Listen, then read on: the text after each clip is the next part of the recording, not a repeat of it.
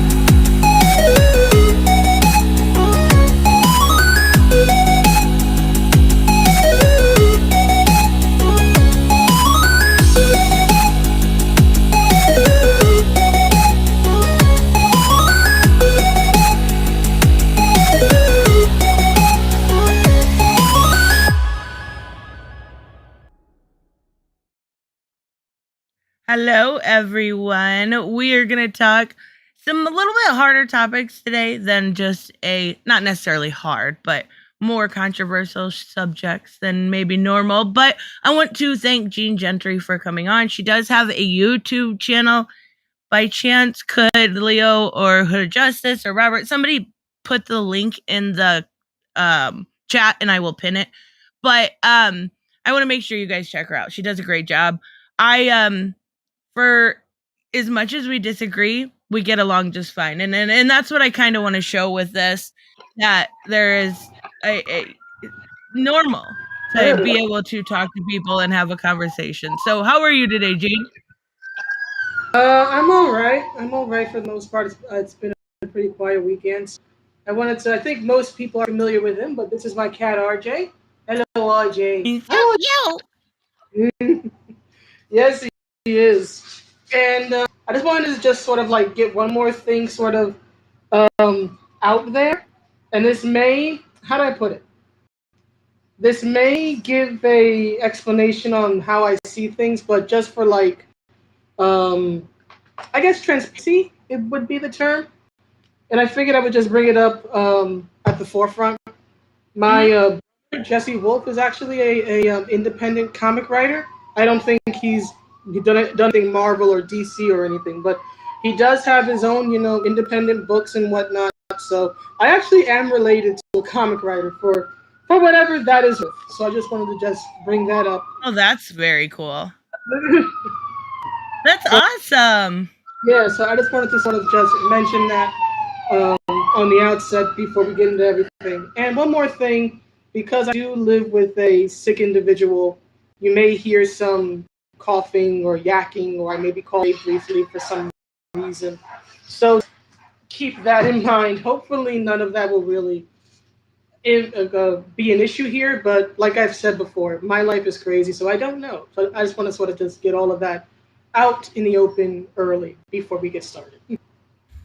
Oh, that's wonderful. You know what? Actually, another thing I want to say is I did post this in my community post, but just there's no I don't want any hate sent. Actually, Gene, you're the first. I've offered my to have this conversation with plenty of people that are, I guess, think a little differently than I am, and you're the first to come on. So I really appreciate that. So no hate whatsoever, but basically what this whole thing was brought up about is you posted a article about Gabe El Taib, Right. and it was from Bounding into Comics, and just being myself, I just put Bounding is a joke. You did. And yeah, just as much as Bleeding Cool is a joke. They're kind of the same side of the other coin, right? Right. So that's kind of what? No. I'm sorry. No, continue. No, so basically my whole thing was they are extremely right-wing. And they don't hide any sort of bias or put any sort of apolitical news out there. And that's my issue with it, it also is a lot of like rumoring and sending hate towards people, like recently with the woman that did an interview with Matt Fraction and Kelly Sue DeConnick. And then they double down and send even more hate. And that's where my issue is with it. I don't consider them a news source. I consider them very similar to like We've Got This Covered.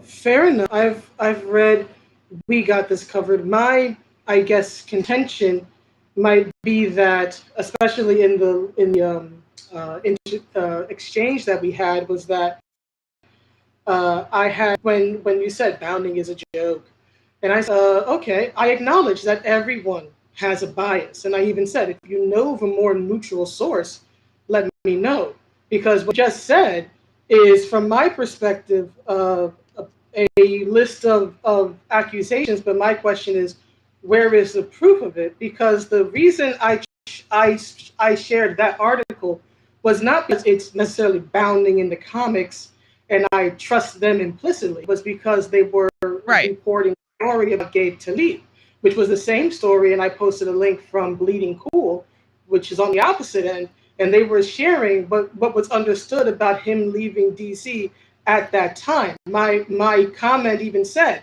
are they wrong? I never said that they don't have a bias or that I don't have a bias or anything like that.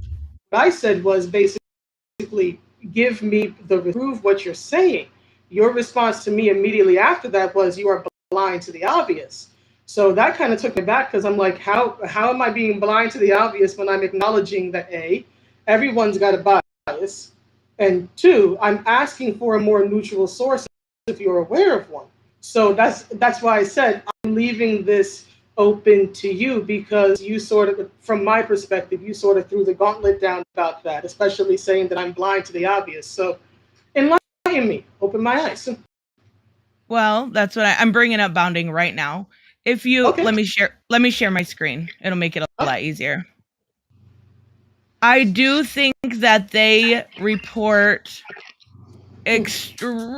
like you have. I haven't got down quite to the original article. I believe this was it, right? That might have been the one. Yeah, I believe that's the one. I think, and then there's actually a couple after this that I want to show. The problem it's the exact same problem I have with Bleeding Cool. So I don't want to sound like I'm defending one or the other, because I won't defend Bleeding Cool. Is that they use sources as they are definitive. Use a lot of things like, not only this, talking about Comicsgate here and a lot of stuff, and I've had my fair share with Comicsgate. I've had my with them. I know. I saw it.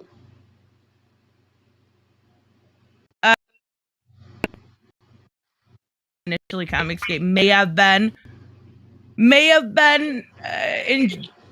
I don't know. Maybe they were genuine at one point, but at that point, it's been long gone. My issue. Oh my god! All right, you know what I'm gonna have to do? Hold on. I've got some articles up from about representation. I have to get out of them right now because my computer's being slow. Okay. All right, let's see if that works. Okay, there we go. My issue with them is they 100% believe, without a matter of any certain opinion, anything that comes from that group, right? And they don't report. Oh my god, it keeps saying your page isn't responding, and then they go on. So it sounds to report, and this is so. If I'm understanding what you've said thus far, it seems to me that your contention with bounding into comics is that they are more or less a Comicsgate mouthpiece. Is that what you're trying to convey? Part of it, but they're also very down on queer characters, completely down on queer characters. Can you give an example? Because criticism is not necessarily rejection of an idea. Oh, absolutely. But that's Yeah. telling me in multiple this is what I hate. This is what bounding into comics does too. The right claims that there's no cancel culture on the right. Okay. But when you have something come up like, are you there? What I'm seeing here, it looks like you're going between two articles, and one of them is about resurfaced tweets revealing Netflix walkout organizers' anti-LGBTQ comments. So, what in and of this that is objectionable? I've seen plenty of news sources that are not right leaning or not comics related, covering that and reporting more or less the same thing because it deals with the whole Dave Chappelle drama. So what is wrong with that headline when it's the same story appear different news because sources? it's participating in something they say they're against. If you're against cancel culture, then and you say that, you know, oh, how did they go back 8 years to someone's tweets and then do the exact same thing? Sorry? You're really laggy. You're really laggy. Sorry. If you're going to say that you're against cancel culture and then report on something that is engaging in cancel culture, you have zero credibility. But wouldn't you only have zero credibility if you participate in it? People report on things all the time. If That I'm is understanding participating. what you're saying, They don't have to report that article. That is participating in cancel culture. I don't That is understand. Let me get my words out. I don't understand that particular logic. By that logic, you would be arguing that, for example, if the news report crime, say murder, I'm saying new resurfaced reporting on that tweets. event. Wait, explain this to me, because I'm understand. What exactly is your viewpoint here? That for this article specifically, that they're literally participating in what they say they hate. By reporting on the same story? Yeah, absolutely. If you don't want to participate in cancel culture, then don't participate. It is that easy. You don't have to write that article. I disagree. If they are reporting on the same thing, everything everyone else is reporting on, it would be different if someone working for them engaged in that behavior, but if they have before on something that you are observing that everyone else is covering because it's a big news story. You don't have to report that. It is that easy. If you claim to be against cancel culture, then be against cancel culture. Don't say new resurfaced tweets. Again, I disagree with your argument. How reporting on something is participating. So if somebody that mean words are then that literally means there is no cancel culture, because all of this stuff, like with Hatley Soar, when it got all the media attention, then there's no cancel culture. It's fake. That makes no sense. This is a place where we're sort of going to be on loggerheads. What'd you say? I'm sorry, you were breaking up there for a second. This is going to be one place where we're at loggerheads or we're at odds. That's all. Let me change. Let me see if I can get. They're saying that it's echoing. Let me see if I can try to see if there's anything in my settings real quick. I'm sorry. No, it's okay. I took off high resolution audio. I don't know if that'll help. I know. Okay, so are you okay now? Does that sound a little bit better? Am I echoing to you? No, you always sounded fine. Okay. There. I don't know which end it was at. I just seen someone saying they were echoing. Okay. So my issue with cancel culture is they do this thing where they find, like, there was a story a while back, and you'll probably remember. There was a girl, and I'm not a Star Wars person, but there was a girl that was doing like a podcast for Star Wars, and she had like a bunch of tweets resurface that were Alright. like discriminating against white people. Do you remember what story I'm talking about? There have been so many different stories about that in general. I honestly couldn't tell you. Okay. All right. Well, even You mean so, like they Christina went Ariel or bounding something? into. There have been like so many people at Lucasfilm that have gotten in trouble for that. The only one I can think of that comes to mind relatively recently was Christina Ariel. Do you Yes. mean her? Yes, I do. Okay. I knew it was Christina. Thank you so much. Bounding in the comics went through her, and it's good. It would take me a while to find, but I can if you want. Went through her Okay. tweets and looked for anti-white rhetoric to report on. That is cancel culture because these things are old. You've got people like going through the James Gunn. That is cancel culture. Reporting on that, unless you're doing it in something that is up to date, if you're reporting on old, resurfaced anything that is more than maybe a year old, that is essentially cancel culture. A lot of what we've seen when it comes to Hartley Sawyer getting fired for The Flash, old resurfaced tweets. You would consider the Hartley Sawyer situation cancel culture, right? I would have to look at each individual situation. I don't remember all of the details and whatnot surrounding it. I don't like to comment on something like that without proper content and context. I am not of the opinion that, as a rule, that if tweets resurface, that it is automatically uh, cancel culture. In some instances, I believe it is. I believe it isn't. I would have to look back and see all of the facts of the story to make that determination. I mean that's a good point, but I would say that was one that was pretty silly, and that's why I used that situation. I think I Okay, believe it but was Sky Jackson that was like going through a bunch of people's old stuff. I And do she was like, remember hearing something about Sky Jackson. Yes, I remember something about that. But again, I wouldn't want to comment on it right. without. No, I totally get it. No, Right. I completely respect that. But this, just like somebody like Sky Jackson does, that's what these people did with that Christina, da da da da da. I'm sorry, I don't remember last name. And Yeah. and anything that's old and resurfaced, if you are, in my opinion, reporting on it, and I've been guilty of it too. I can't even say I haven't. You're basically engaging in that cancel culture. I think I can understand your position with that.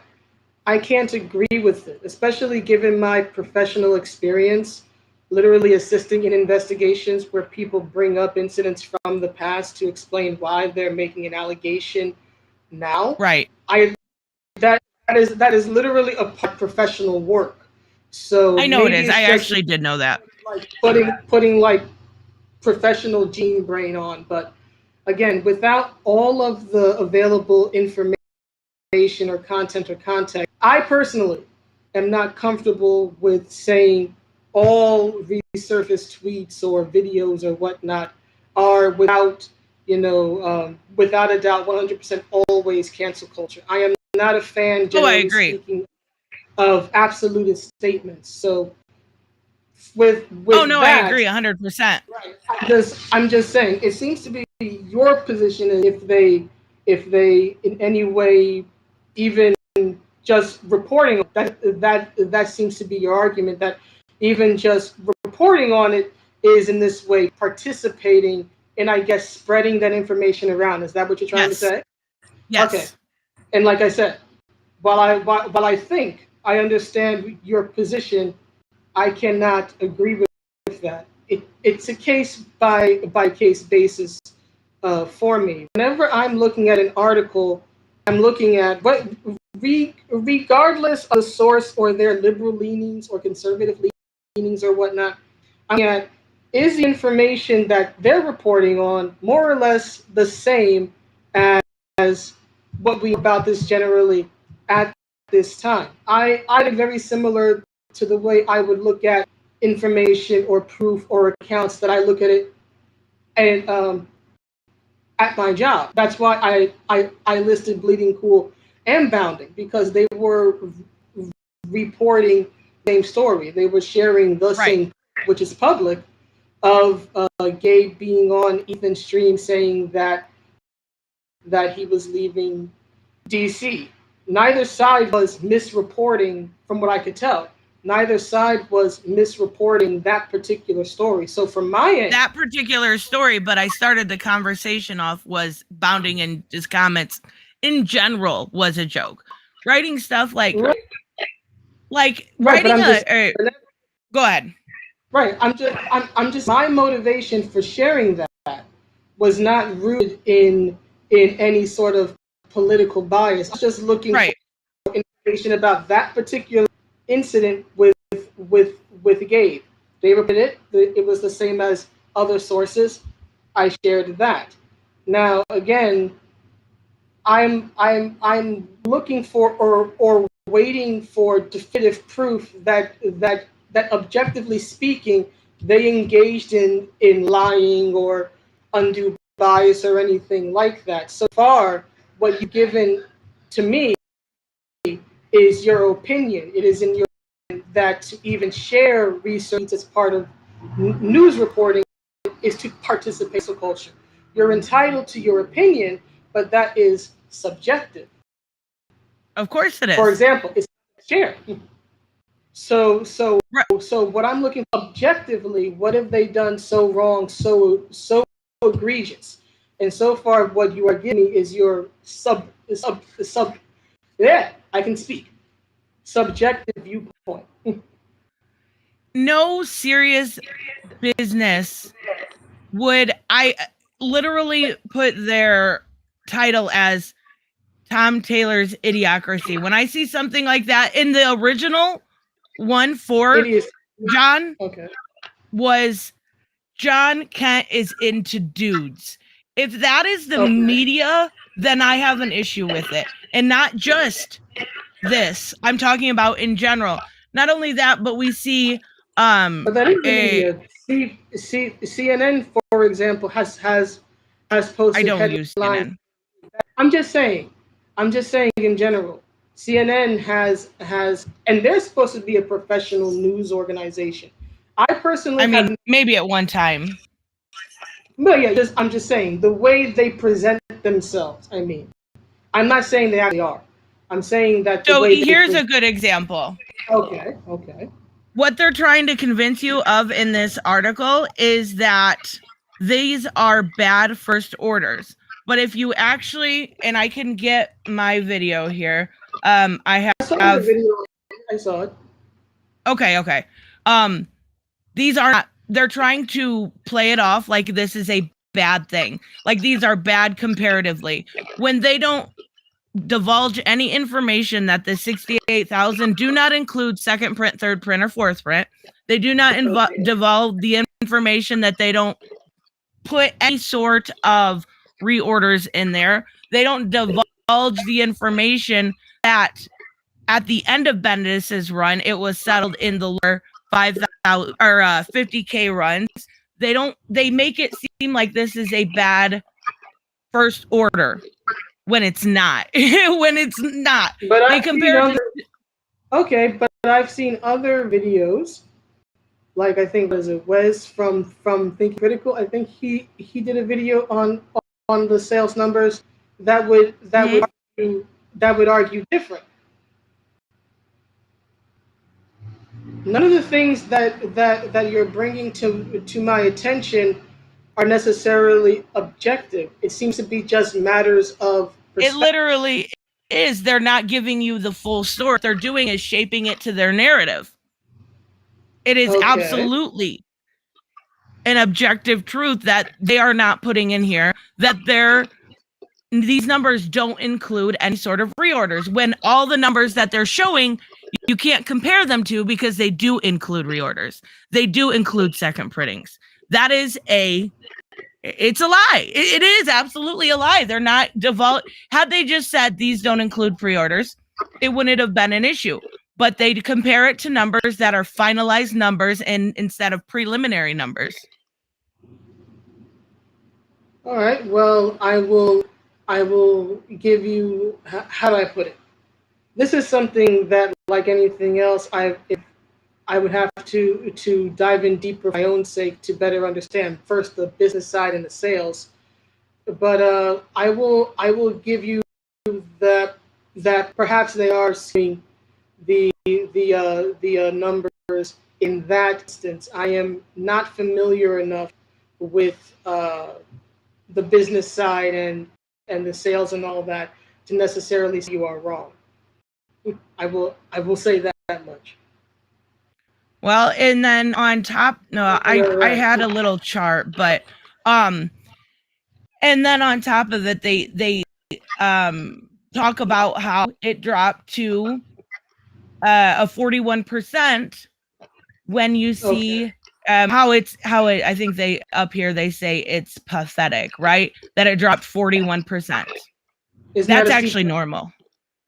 That's normal. That that's pretty normal. They wish for around 20 or 30 to 40%, but that's not a terrible drop.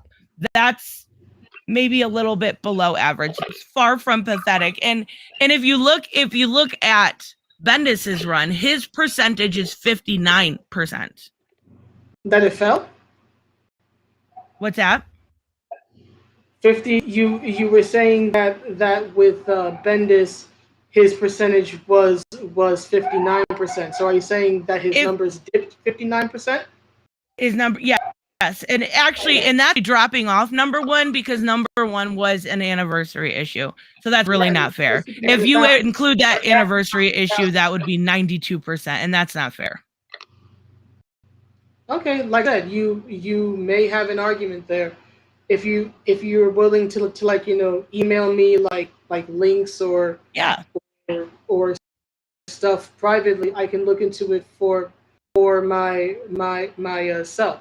So Yeah, absolutely. That's not an issue. I actually I show all the numbers. I think I showed all the numbers in my video. If not, I can email you the links on Comicron because they've got everything up to date except for you can only go to issue number 2 when it comes to Kal-El, Senna Kal-El, because the numbers aren't out for 3 yet. But yes, okay, being that's fair. yeah. So I the problem I have it with is something simple like that eschews audience to believe what they do.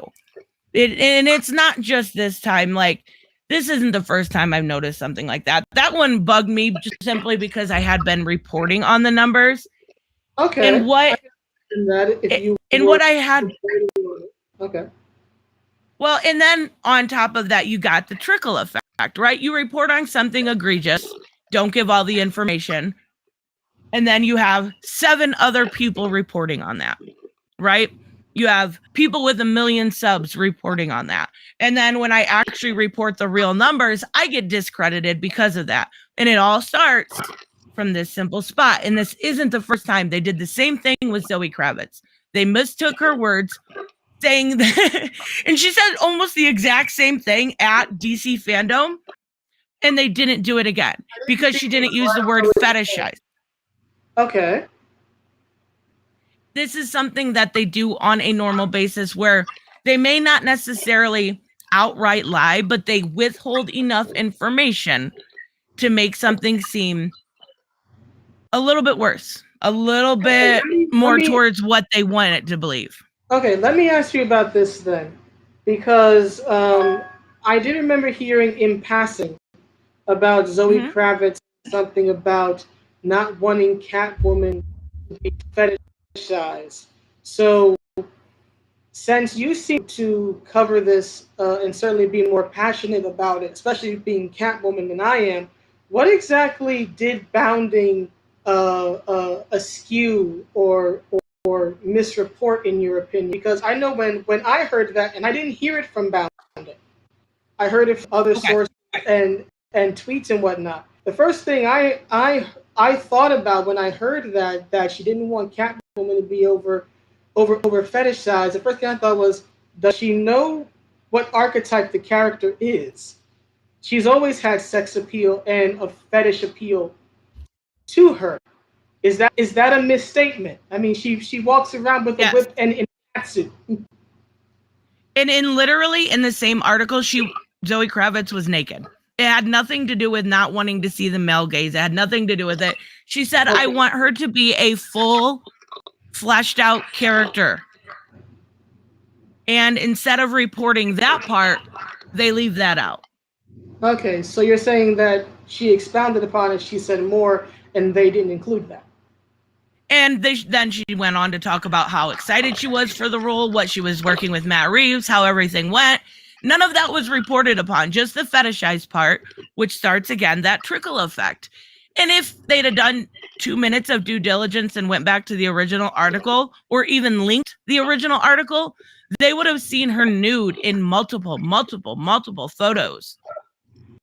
It has nothing to do with the male gaze, and that's how it was reported upon. All right, that's fair.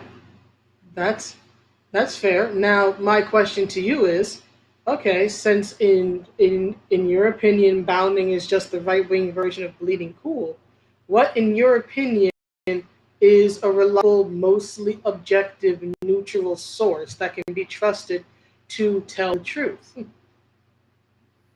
The Mary Sue. I don't believe that. I'm totally kidding. I'm totally kidding. I swear to God. Sorry. There isn't one. I'm sorry, there isn't.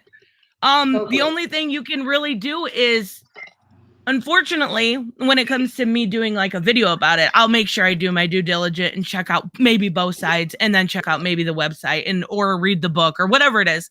There really isn't. I think comicbooknews.com does a pretty good job. They cover everything. I think that is the best one I've found. Screen Rant is also a good one, but then again, they also, from time to time, they're annoying too. So I don't think there is really a good, like, nerdy news website out there. Batmannews.com is really good also.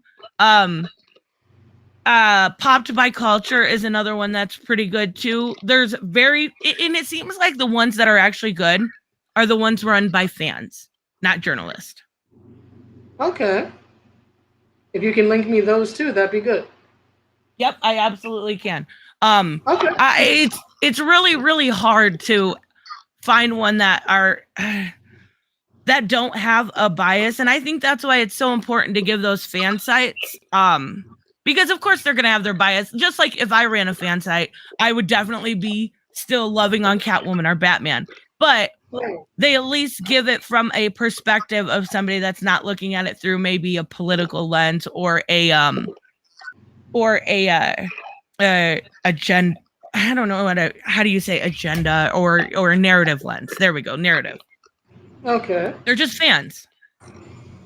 Right, but fans can have their viewpoints absolutely clouded by their politics or their feelings about social issues as well. So, like you said, in truth, there's no such thing as a truly neutral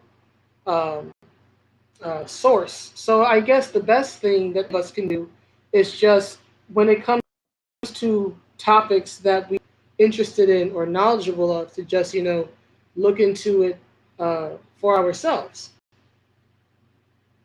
Yeah, exactly. And I know that's hard, and I know it is, and I know it takes extra time, and sometimes you just want to read the article and be like, okay, well, I trust these people. But unfortunately, there's not a lot of news we can trust anymore. Not even just geek culture in general. That's a good point.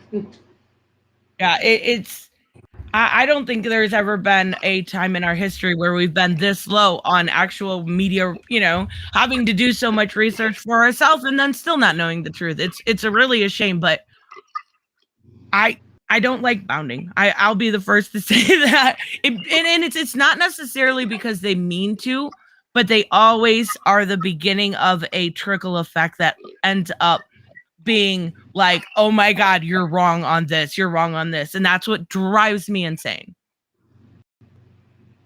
Okay, I can certainly understand that, especially given your experiences. If people are taking their word as the gospel, which, keep in mind, nobody should be taking any news source as the gospel, and then sort of going, they're the experts. What do you know? I can certainly understand why you would be afraid of them. Oh yeah, it definitely is, and I think, and that's why I think it's like I said, it's so important to I say this way too often, but it's so important just to take a step back and look for yourself, look it up yourself, compare whether it's numbers or whatever, just pay attention. Everybody, don't trust anyone, and that sucks, but that's the world we live Yeah, in. don't go to Boston. DTA. Don't trust anybody. No kidding. It's terrible, but it's the truth. So let's talk. Let's move on to the next subject. Do you want to? Uh, nah. I'm gonna let you. Or you know what? Let's just keep on the. This started off with Jonathan Kent. Okay. Let's talk about your feelings when it comes to him coming out as bisexual. So state what your feelings are on it. I know I watched your stuff, but I'm just saying. I mean, I've pretty much, spent what, like 20, 30 minutes plus opining on a bunch of things, including that. But I would say that when it comes to, first, there's like a bunch of things that I have opinions on about this. First of all, I don't like the fact, and perhaps this goes to your point about honest reporting. A lot of articles and a lot of videos from YouTubers, both those I follow and those I don't, kept reporting this as bisexual Superman, right? Right. Because they understood that Superman is a big name, right? Everybody associates Clark Kent with Superman. So that title, whether they intended to or not, gives the misrepresentation that Clark Kent has been retconned to be bisexual, yet plenty of people, YouTubers, IN, plenty of news sites or news sources, you may want to say, use that because it gets attention. That's exactly why I didn't title it that way. I made it clear in the video of my title that it was John Kent, not Clark. Now, so there's that. So maybe that speaks to your point about dishonest reporting, because Right. it's one of those things where it's technically correct, but it's also wrong because people come to the wrong assumption about it on its face. So Right. there's that. But if I had to sort of sum up I'm sorry. on, by John Kent, I would say that it is not the idea itself that John Kent is bisexual that necessarily bothers me. I have no real issue with that, so long as it makes sense for the character. From my perspective, the way I see it is this: they aged. I don't know how old he was in Super Sons, around 10 or 11, maybe. Right. But now he's sort of reintroduced, right? Clark has left him to look over Earth for whatever reason. And now he's aged up at the age of 17, right? So we've lost 5, 6 years. You have no idea what happened in his life at that time. And all of a sudden now he's bisexual, right? And my thing is, it's like there's just no here. There's no bridge to link this. He's 11 one minute, 17 the next, and now you're saying he has to find sexual orientation. And it's like, okay, how did we get here? I think I saw a comment from you in someone else's video. I forget who it was. It might have been Wes or somebody. But uh, I think you had said something about, or maybe it was one of your live streams. You had said something about, John was a child, right? Why would you focus on a child sexual orientation, right? So the way I look Mm-hmm. at it, okay, we have this thing that we've all been through and we've all seen dozens of times or hundreds of times, called the coming of age story. If there had been a coming of age of John growing up and exploring his sexuality or in love for the first time, right? Feeling physical sexual attraction to anyone for the first time, and they had built up to this, I think that it still would have been controversial, I think. But I think it would have been an easier pill to swallow if there had been that build up instead of How do you just, know we're oh, not getting that right now? several years later. and suddenly he is bi. And then there's the fact that it's been used by people for and against the change as marketing and pandering, and that probably is the part that pisses me off the most. It cheapens it, in my opinion. Look, Agreed. he's bi, and now we get all this attention, right? We get all this attention. I unless it's a romance arc, I do not care about the orientation of any character. I don't care if they're bi, straight, asex, poly, none. I don't give a damn unless it makes sense to the story. That's what frustrates me when stuff comes like this and the focus is on the orientation or their gender identity, like the trans Amazon thing. In my opinion, it puts the emphasis on the wrong syllable or syllable, as it were. We focus on the wrong thing, right? The focus should be John Kent, right? Him inheriting the title of Superman from his father. What's the focus? John is bi. Whether you want that to be the focus or not, that is the focus. And that is what frustrates me. I believe that that reveals like this should be kept in story. Let people read it and come to their own conclusions about it. Don't plaster it around because it's Pride Month or it's LGBT History Month or whatever month is assigned for whatever group. That's the thing that pisses me off. Let me enjoy the story, please. And I understand that, but here's the thing. Okay. This is his coming of age story. This is 17, still a child. We're still learning about it. The whole cynicism I have behind it is they did it for sales, for Key Comics. You're using someone's sexuality to exploit sales. And that's my biggest problem. Also, I think it's a little weird that they didn't they take the opportunity to age him up another year or two because we're talking about the sexuality of a child. He's 17.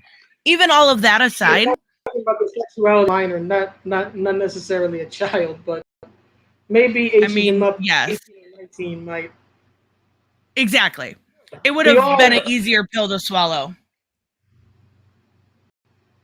Maybe at least he would be a legal adult at that particular point. But then again, it's like we've been having high school dramas in American media for God knows how long.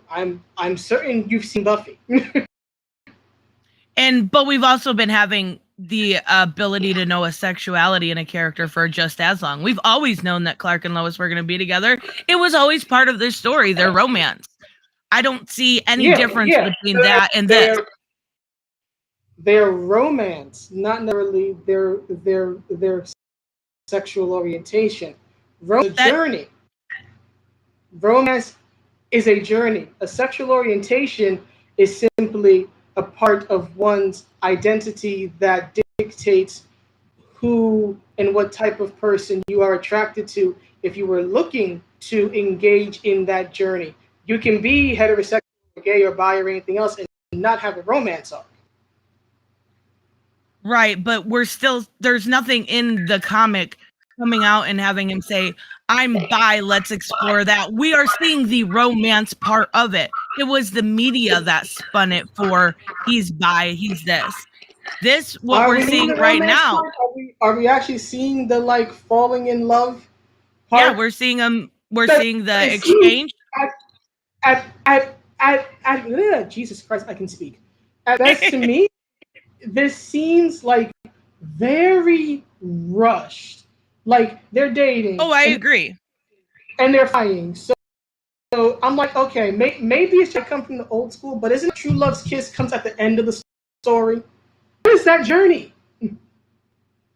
I mean, we're seeing it in part, but yes, I do agree that it is rushed.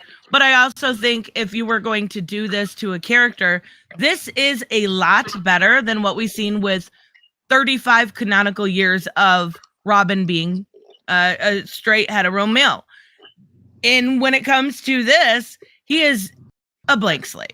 He's a blank slate when it comes to who he's attracted to. What bugs me is the exploitation, and we don't know that he's even bi. Maybe he's pan, maybe he's this. But they exploited that bi label because, and they did the same thing with Robin, because with Robin, at the end of the story, it was, let's go on one date. It wasn't, I'm in love with you. There was no kiss. It was, let's go on one date and see where this leads. I agree. I did not understand making Tim Drake bi outside of getting the headline of a bi Robin or a gay Robin, because the way, and I think I said this in the video I did covering it. The way I look at it is, okay, if he's still in a relationship or even just has feelings for Stephanie Brown, then if he's bi, he's still going to be attracted to her. He's still going to be drawn to her. Feelings aren't just going to die just because he's attracted to a man. And he literally says in the comic from one of the panels I saw, I don't know why I broke up with my girlfriend. I'm like, what is that? Yeah, and that's exactly what we see, is the idea that he can go on one date to find out if that's even something. Now, of course, it's DC. He's not going to be not interested. But I'm just saying, that's all it is at this point. And until we see anything further, we don't know what he's going to be. Unless, of course, we have something like on, what was it? Was it Bi Visibility Day or National Coming Out Day? I can't remember. I think it was not where they come out. I think, yes, you're right. I'm sorry. Where they come out and they do, and I have no issue with John being gay or bisexual. I'm all for it. I think it's a great idea. I think it will separate him from his father. I think it'll be a new story to tell. And I think if anybody can do it, Tom Taylor can tell that story. But my issue is exploiting it. You are much more optimistic about Tom Taylor's writing abilities than I am. Let's just put it that way. But I certainly agree that the exploitation of it was very, very, very gross. But this is what the industry does. I mean, I happened to come across an LA Times article about the Eternals movie coming out that I have absolutely no interest in. And all it can focus on is the diversity and how, what is it, some character named Fastos has a husband. I'm like, can we stop?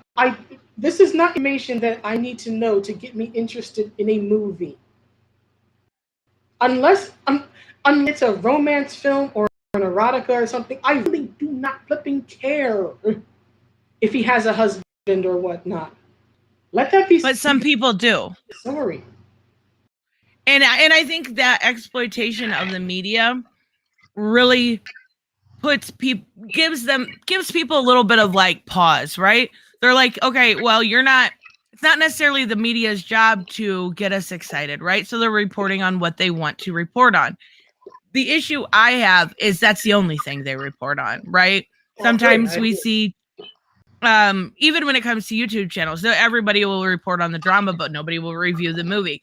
It is just because unfortunately it's capitalism, right? It's what gets clicked. People on both sides click on that and go, oh my God, we're talking about a diversity again. What the hell is this? And click on it. People are like, yay, diversity, and click on it. It happens all the time. And then we go back to the exact same subject we had earlier with the problems with the media. As far as the comic goes, it hasn't been terrible. I do think that 4 was the best issue so far. I think that what? What's that? Of what? Son of Kyle? Yes. I think it's awesome that we saw Tom Taylor bring in Wink and Airy from his Suicide Squad run, which I absolutely loved. I think I have a lot higher regard of Tom Taylor because I haven't read his Marvel stuff, and his stuff at DC has been stellar. So I think that's a lot of the reason. But I know there was that, like, it smells like mustard and bigotry. Yeah, that's cringe. I know there was an issue with that. But his stuff at DC, there's nothing I can complain about. Even his Dark Ages at Marvel, issue 1 and issue 2 have been fantastic. So I think if somebody's going to tell this story right, I would prefer it be somebody like Ram V or something else. But I'm all for it. Give us a different story. We know what Clark stands for. Now tell us what John stands for. Tell us why. Right, but that's the thing. What does John uh, stand for? We don't know. They're not even giving us an idea of what he Oh stands yeah, for they are. outside of a Are you? certain sexual orientation. Well, Okay, yes, they are. In the comic, they're talking you about with Henry you make Bendix. sense. Okay, let's say this because I haven't read the book. I'm not a fan of Tom Taylor's writing. I will leave it to you since you are the one who you said there are 4 issues out. Correct. Let me put a challenge to you. Outside of John Kent's bisexuality, give me a reason, pitch to me why I should even check out this book. Even 1 issue of it. Go. Well, we've got Henry Bendix from the Wildstorm universe. Very cool. It's kind of very similar, at least in part so far, to his Lex Luthor. We're seeing the idea within Infinite Frontier, which is where all of this began, Infinite Frontier Zero, that there is a line, and we're going to explore the ideas of tyranny, not necessarily like Twitter tyranny. I'm talking about the ability to change minds without making somebody change their minds, the ability to inspire a better change. Okay. All right. Good pitch. Yay.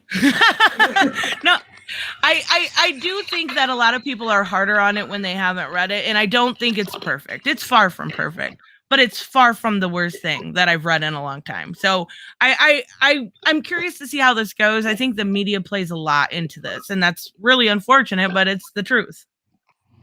Okay. All right. So since we are talking about media representing the LGBTQ community, I guess we can move on to the trans Amazons topic. Is that okay with you? Absolutely. I was thinking the exact same thing. Okay then. All right. So I actually did read Nubia and the Amazons #1. To my knowledge, there's not another issue out yet, right? Right. It just came out this week. Okay, all right. I just wanted to make sure. I actually took a few minutes this afternoon because to read it because I wanted to better understand the concept of the Well of Souls or the Cavern of Souls. So I know that the debate has been, would trans women or would trans people in general be accepted on Themyscira? And to my understanding, and I think I had a comment similar to this, but to my understanding, and again, I read the issue. I didn't think it was all that great personally. I guess it's them trying to like set the scene as nothing really happened, in my opinion. Right.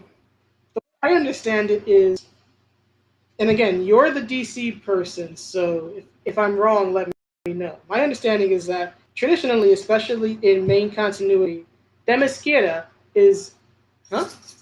What happened? Oh, Sorry, that was me. I'm bringing that up for it when it's been done before. Go ahead. I'm sorry. okay. But to my understanding, in main continuity, which is what this story is taking place in, correct? Correct. Okay. Themyscira, right? Paradise Island, the land of the Amazons. They are distinctly anti-male, correct? Correct. Okay. So, according to what I was reading, and I read both the issue and I even read the DC wiki about the Well of Souls. Apparently, what the story is saying is that because you said in your review that it's totally revamping Nubia's origin and that she is now like I one was of. wrong on that. Oh, okay. But still, I read it and basically it says that when a woman uh, is killed via an act of violence in man's world, right? The Cavern of Souls or Well of Souls resurrects them to a new body, and they don't remember their previous life. I know that the not remembering their previous life is shown in several panels, in the comic itself. There are several women when they have the dinner going. Do you remember? I hardly remember anything. The memory is right on the tip of my tongue, but I can't. So like, everybody's having different experience on like different Right. levels, but nobody actually remembers anything of their previous life. So the way the way I puzzle it is this: if we have a trans woman, let's say, if we have a trans woman who is killed by an act of violence in man's world, she dies, and the Well of Souls gets her soul. If the Well of Souls somehow recognizes one's sincerely held personal belief about their gender identity and therefore resurrects them uh, on Themyscira as an Amazon, right? And they get a new body, not their old body, a completely new body, and their mind is effectively wiped about their past, and that trans woman, upon resurrection, is a biological woman. Themyscira does not accept men. A trans woman, objectively speaking, I'm not trying to be rude or mean or anything, but we're being the trans prefix is there because a trans woman, objectively speaking, is born male, transitions to female at some point in their life. If this person is resurrected in a new body that would never be male because the Amazons can't stand men, that means that when she's upon resurrection, she's no longer a trans. The reason for the prefix is gone. She is a cis woman. She is a biological woman. She's an Amazon, and she wouldn't even remember her whole life of being trans. So I don't see how you have a trans Amazon. I hope that very long explanation makes sense. Oh, absolutely. My what you're saying is correct. The Well of Souls are the Cavern of Souls as it was known before. I don't know why they changed it, but even so, goes back to the George Perez stuff, right? So yeah. basically what and of course with one issue it's really hard to judge, but yes, she's going to eventually remember. She's going to eventually, there will be parts of her that will remember. So she will at some point be remembering her life as a trans woman in man's world and be able to know that. I think that's why that's prefix is there. But a lot of times when it comes to But trans that people, still wouldn't make the person trans. it would in their previous life. And I think Yeah. that's what they were going for. I don't think so because I saw a few of the tweets from Just Some Guys video, and one of them, I think it was, what is it, Stephanie Williams? I think it's the writer. It's Vita Yep. and Stephanie Williams, right?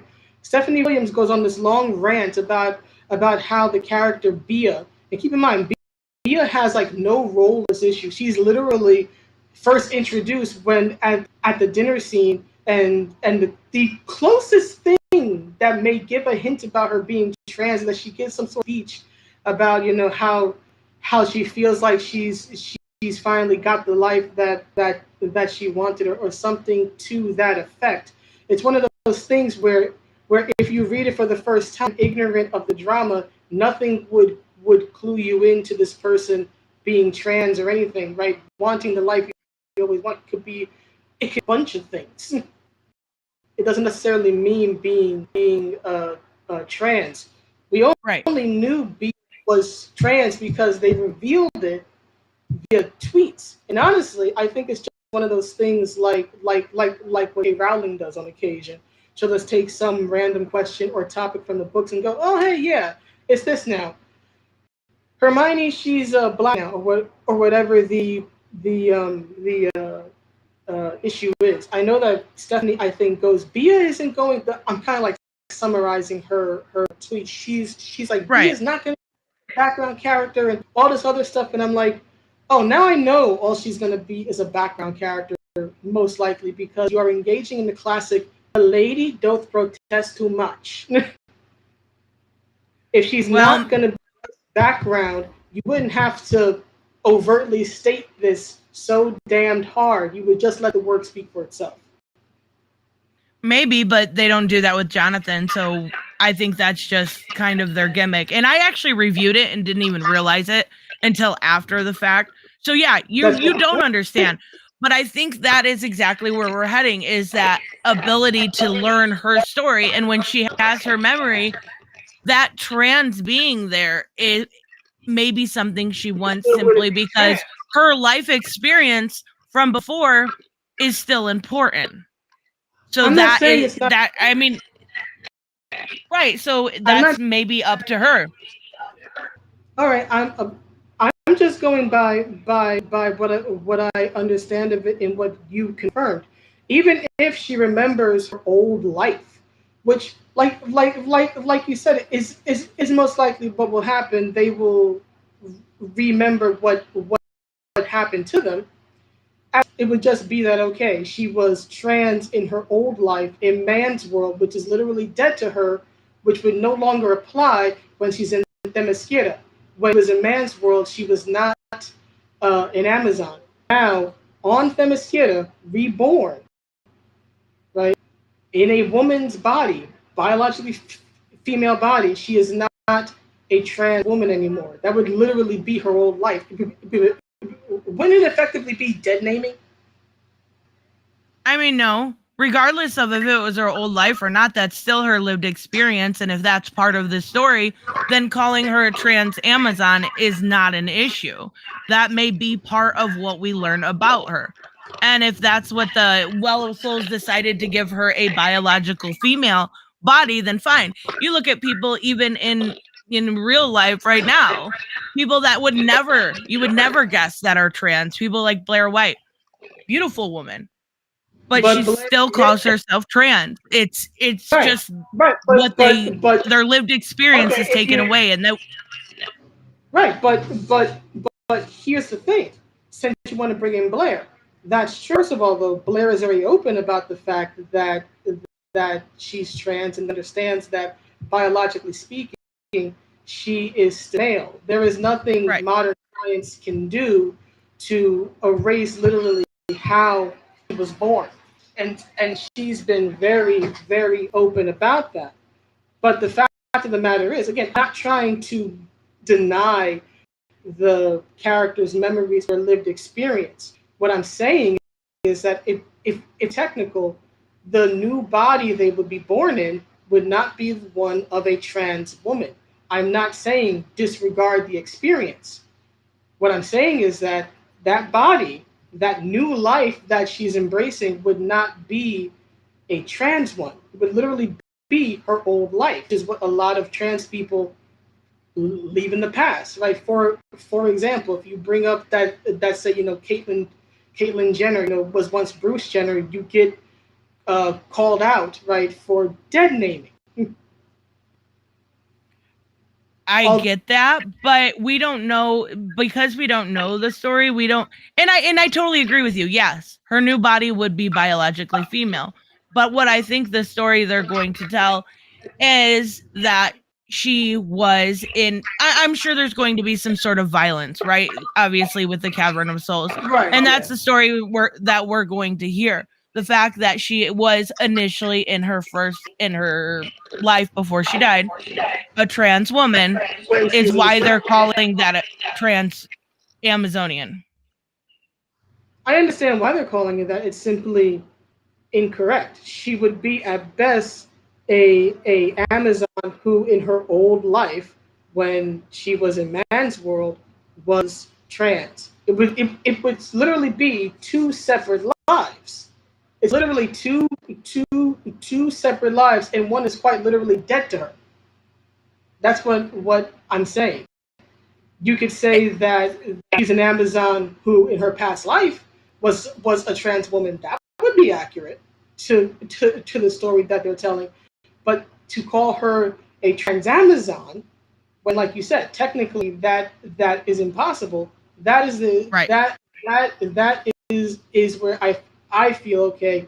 That's not an accurate descriptor, right? Right. And I That's the way. agree with you. And I do, but I think that was on Stephanie Williams. The only thing I can appreciate about this, unless they go into some sort of genetic mutation where it is possible for a man to have XX chromosomes, I very seriously doubt they would go that deep. But Don't put it past them.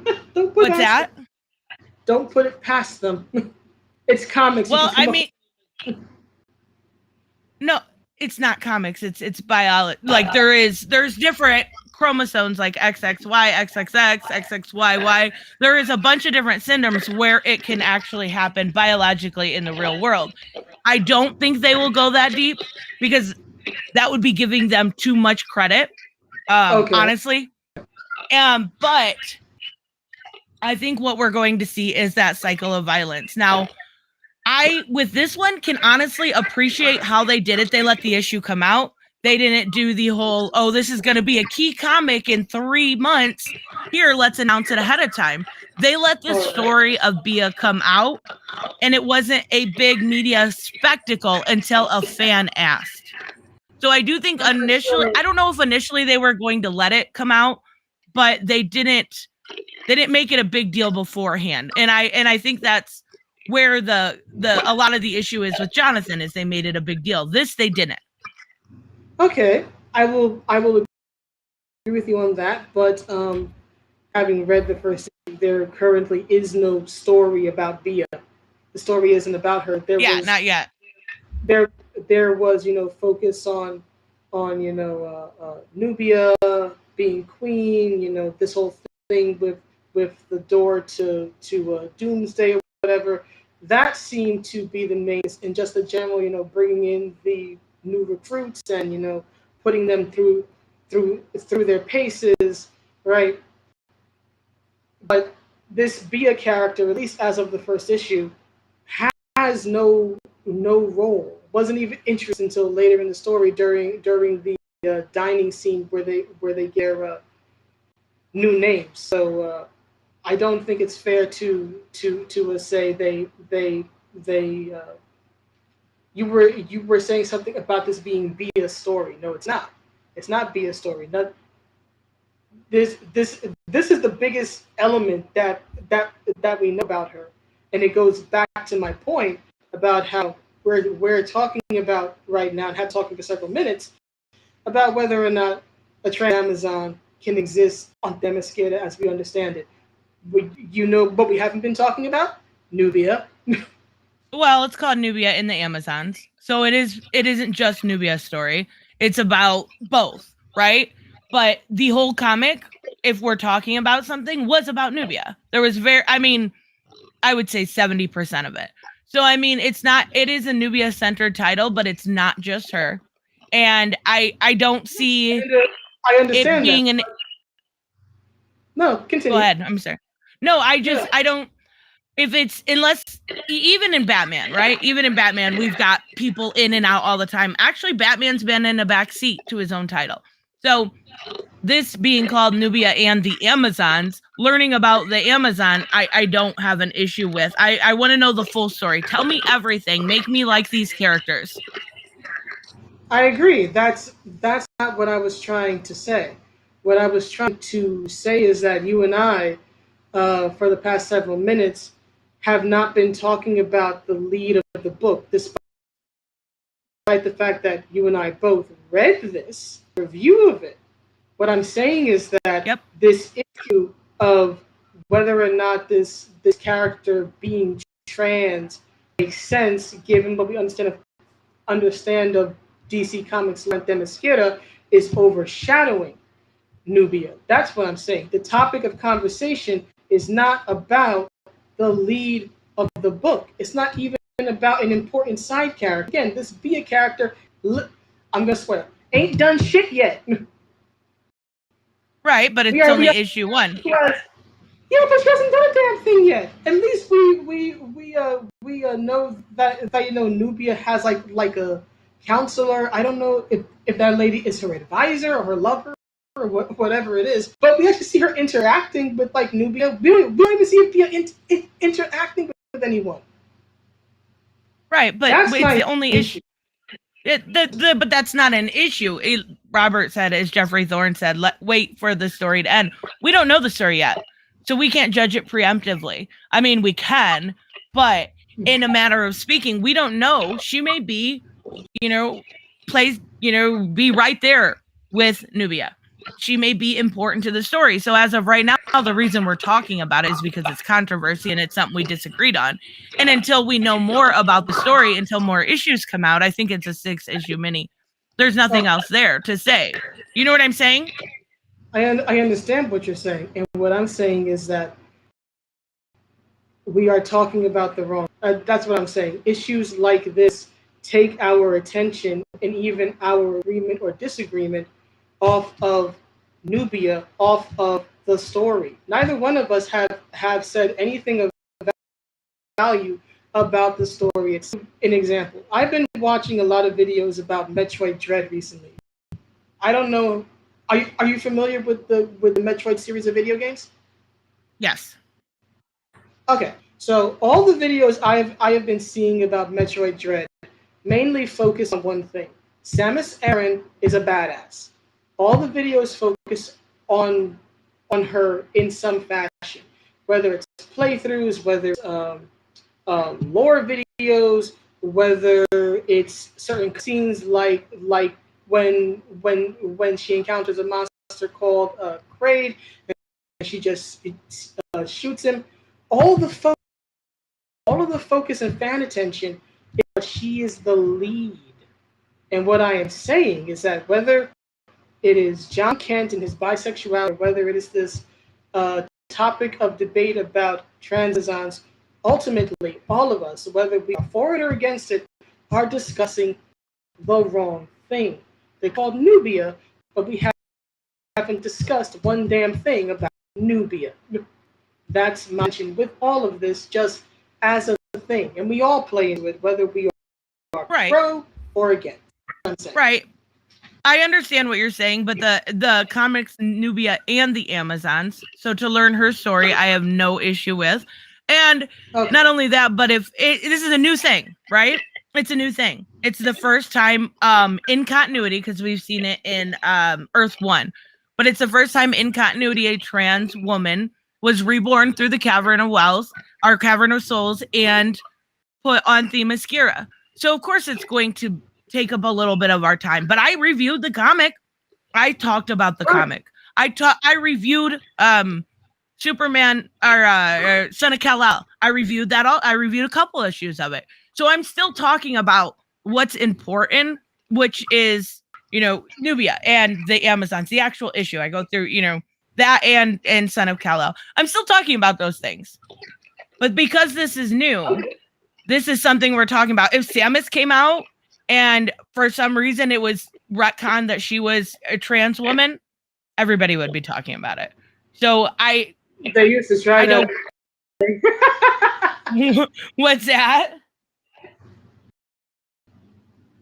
They actually tried that back in like the 1990s because there was some Japanese interview or whatever where one of these guys working on the game at the time, that was like rude Japanese slang for like a trans person, and saying it's sort of like in passing as a joke because she's very and so people for a while used to argue that she was the first trans gaming. It's like, no, that's Poison out of Street Fighter, arguably. I had no idea. I was just using that as an example. I had no idea, but I'm just saying, like, because it's something new, just like getting any new shiny toy, you want to talk about it, and it's been a point of contention.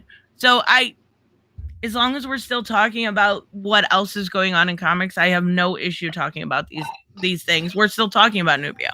We're still talking about the Amazons. I'm still reviewing them. So I don't see that as an issue.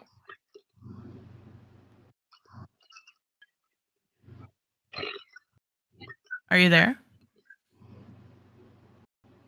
Jean?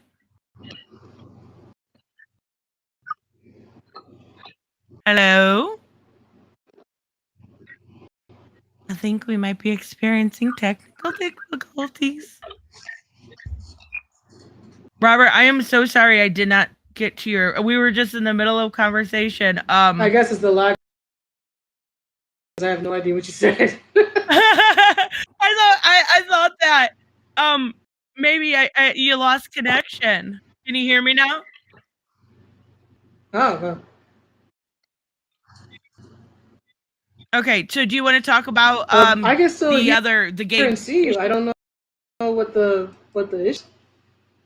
I think we're okay now. I think it caught up. All right, can you hear me now? Okay. Gene froze.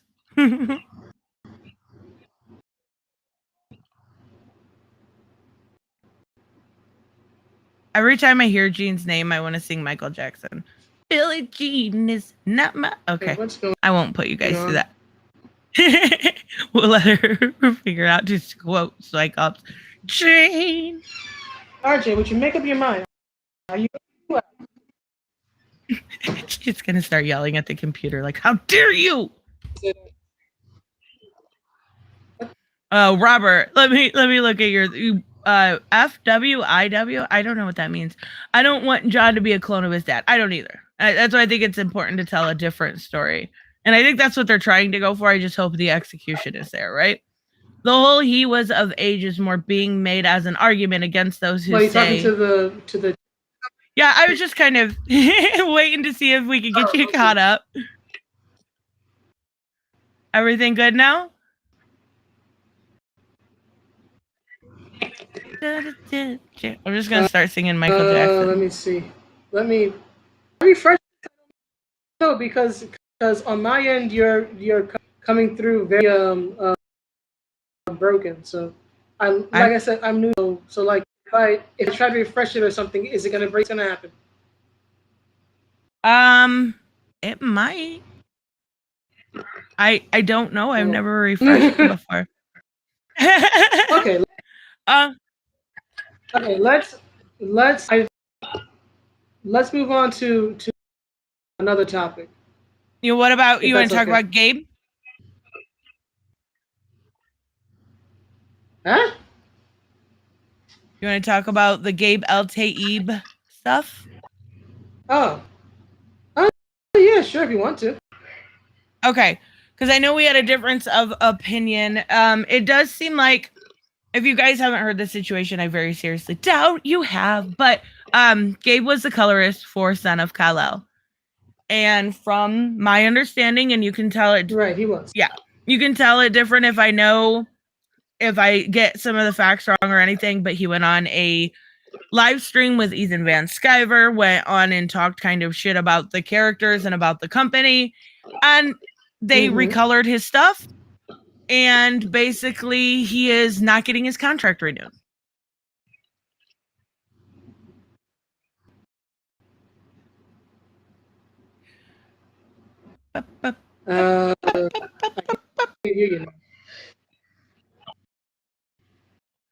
Jane, huh? Can you hear me?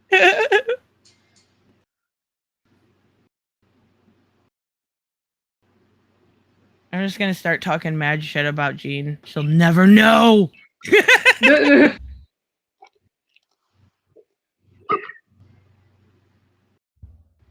someone say something about me? I can't see the chat. No, I said I'm just gonna start talking mad shit about Jean. She'll never know.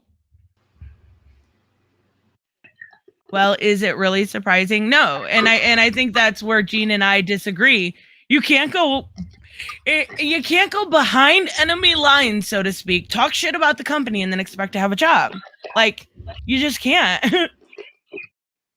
Oh no, I wasn't trying to say in any way that he was being professional, or that what he did was, when the news dropped, the debate was, did he or was he fired?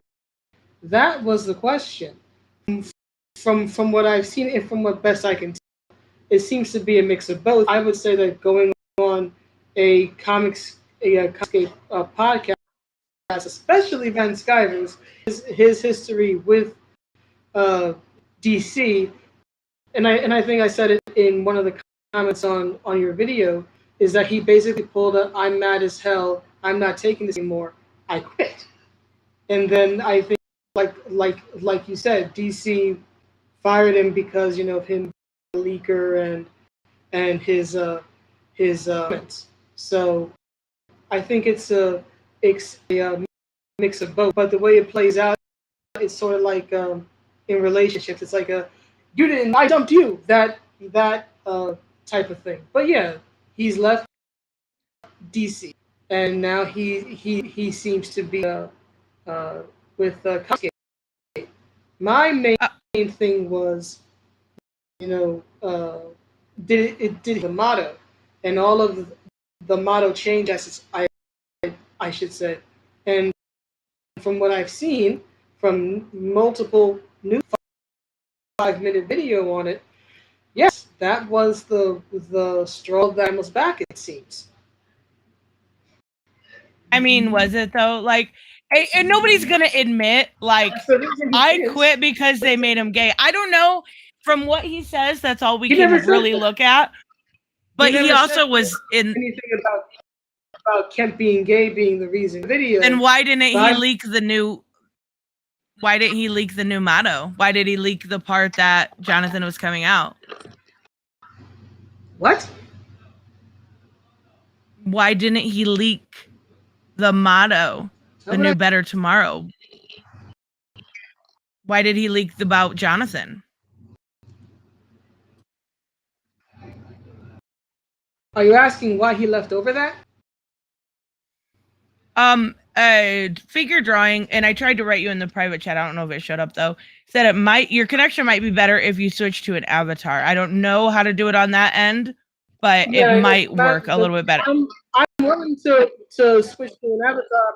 How do you do that? That's the question. How do you you just switch to an avatar? Okay, there's like 5 little buttons on the bottom. And the first one is mute for mic, and the next one is enable camera. Press V, or enable. What would it be? The opposite of enable.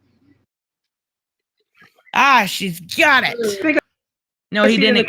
Gabe leak. Yes, he did. Trey, he absolutely did. He admitted it, and so did Young Rippa. Wait, what is technical difficulty? She's got to pick out her best selfie, guys. Come on. That's me.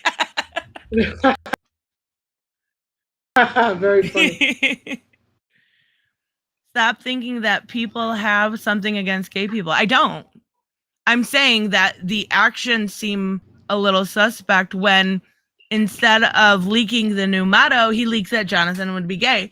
He also stood around and worked for Humanoids.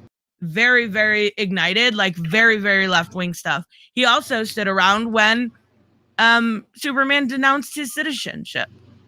So it just seems very weird to me. I think it would be a good idea to ask this stuff to Gabe directly. I messaged him and asked him if he'd come on. Nobody in Comicsgate will come on here. Are you kidding me?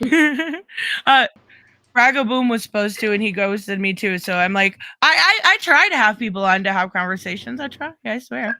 Well, pull up the video because I watched him and I didn't hear him say nothing. Go ahead and go to, I showed it in my last video. Go to Young Rippa. I could probably find it real quick. Let me look on my phone real quick. I can tell you which one where Young Rippa admits it.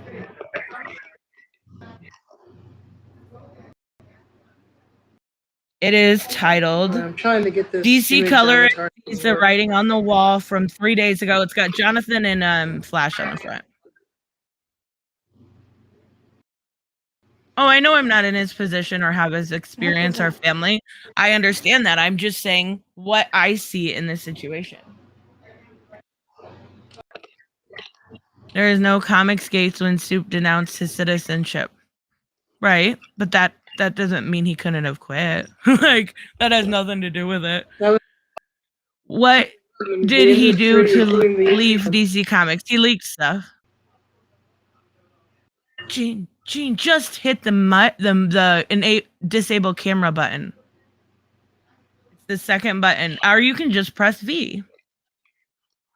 I'm trying to let me. Will this switch? Is that Fraga is quite difficult to. No, it's not because we don't want to see you. Are you? You're so silly. There is a mute button. You can literally. I'm trying to figure this out. I know. Press. Here, let me message you on the. Press V. It should do it for you. It's right next to the. Recipe. It's okay. This is why I use this instead of something like OBS because I don't understand it. I am confused. What did Gabe do? Gabe didn't do anything besides he didn't do anything okay, maybe he did. He leaked that. Remember when Van Skyver came out? Yes, Leo, you were correct. And said that Jonathan was going to be made by. Oh, like that. Yay! Okay, that's what... It was Gabe that leaked it. All right. Right. Okay. Okay. Are we good now? Let's try this. I hope so. Let me just say, RJ's staring at me funny, so let me just deal with him for a second. Okay, go ahead. Even the cameras are disabled now. Woke. What the fuck? I love it. Hey, she got it to work. All right, she's getting the kitty. Yeah, I remember it drove you insane. I know, and I think and I do think you have a point. I wasn't correct. EVS was. No, I meant you were correct when you said that it was EVS before bleeding into comics. I just apparently made that up. Bleeding Cool. I looked at the dates and you were correct. I think Teva, I get your point. You wanted to see Jonathan grow up. You loved him as a kid. I totally understand that. I think that would have been a lot smarter, but unfortunately, when it comes to DC, or actually a lot of it was, I don't know if it was more editorial or if it was more Bendis or what, but I'm my bet would be a little bit of both, probably more Bendis. So Amber from Invincible sucks. That was super random. She wasn't great. She wasn't a great addition. Who looks at their superhero boyfriend is like, I'm leaving you because you save people. I know that's not really what she said, but kind of how I feel about a lot of America. Entitled little bitch, right? Bleeding into comics. I'm going to make that website now.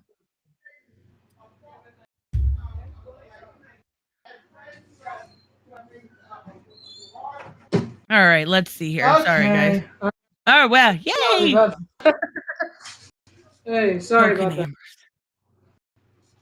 Oh, you're totally fine. I was just driving everyone insane. Okay. All right. So I told my side on game. I don't think people should go, necessarily. I guess the best way to put it is behind enemy lines. I know that sounds childish, but and then expect to have a job.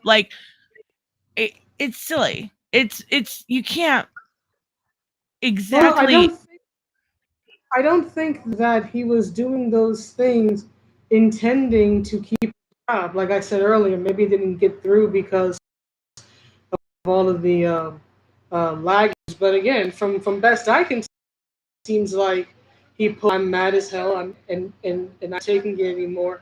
I quit.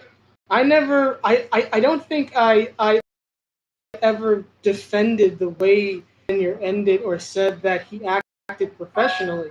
He didn't.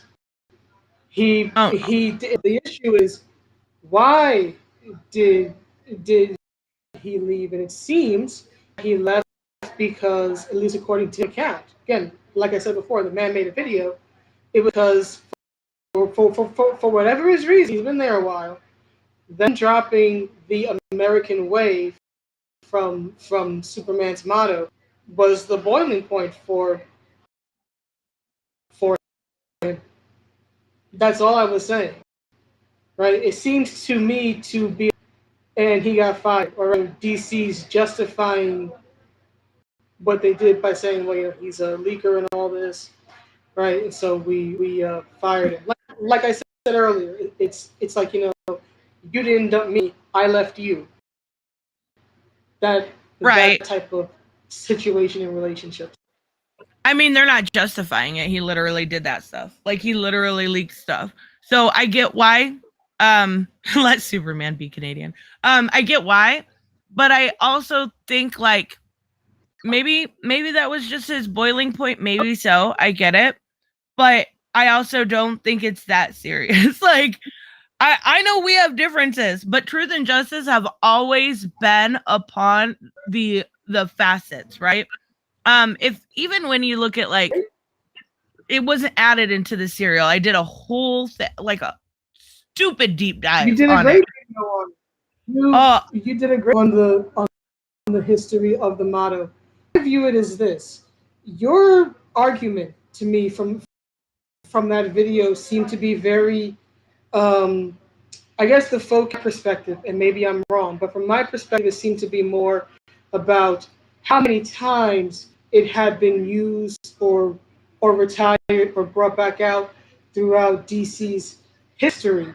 And the way I look at it is this: it doesn't matter how many times technically they have used it.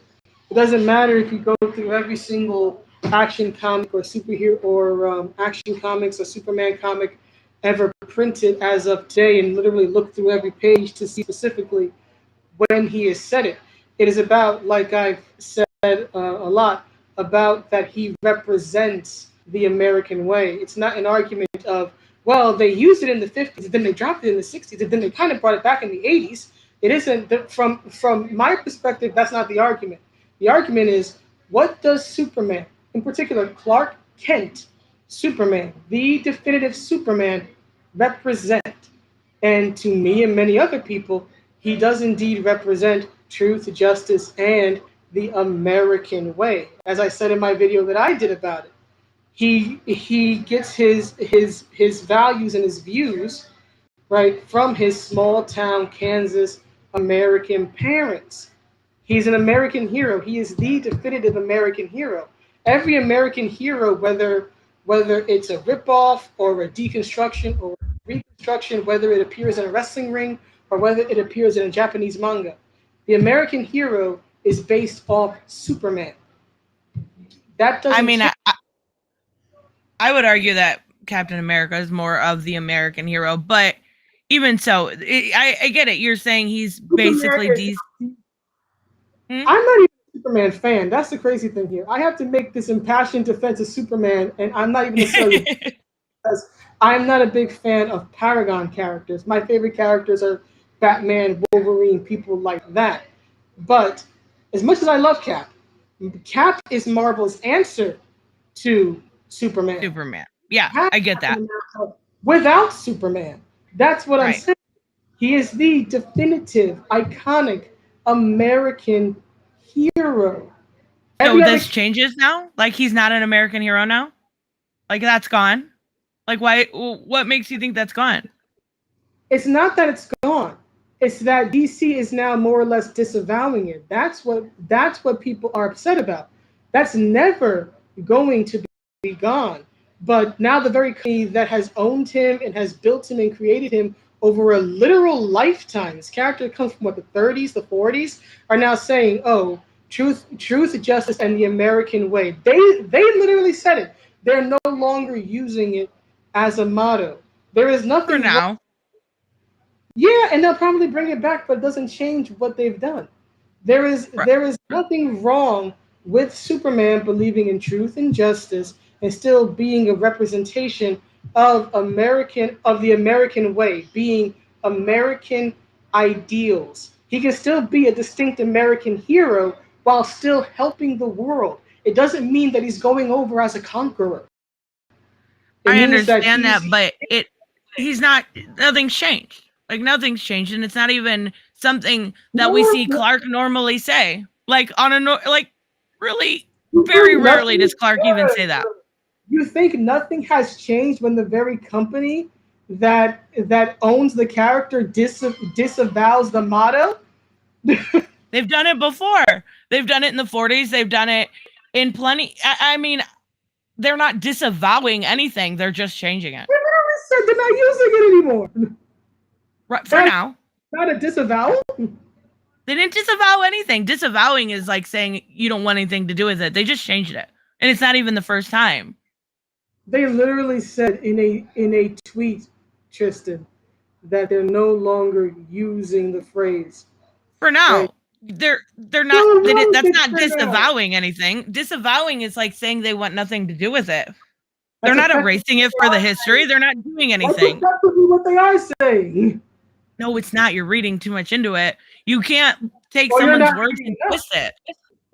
Or you're not reading enough. Let's be honest here, Tristan. I'm gonna ask you a question. Mhm. Because your viewpoint on this seems to be that it's not a big deal because you personally see no problem with it. That doesn't Yeah. mean it's not a big deal to other individuals. I saw Am- your video review. You made a very strong argument and you stated that you strongly disagreed with the creative direction as you understood it at that time about changing Nubia's origin, taking her from being distinct because she was the sister of Wonder Woman made from clay and all that other stuff, which made her unique, and now she's another woman who came out of the well. That was in your video. So right, if and I corrected my mistake. okay, but I'm addressing specifically what you said in the video. I'm talking Okay. about what you said in that video itself. You strongly disagree with that change. So what is Right. wrong with me or other people disagreeing with DC's creative decision to drop the motto and therefore disavow a distinct part of Superman, of Clark Kent, which is his American identity. Just because they did a story where he disavowed his American citizenship in 2011 doesn't justify it. It was stupid then, it's stupid now. I agree, but I don't necessarily. I don't have an issue with other people taking issue with it. I'm telling you my opinion and why I Okay, came to that opinion.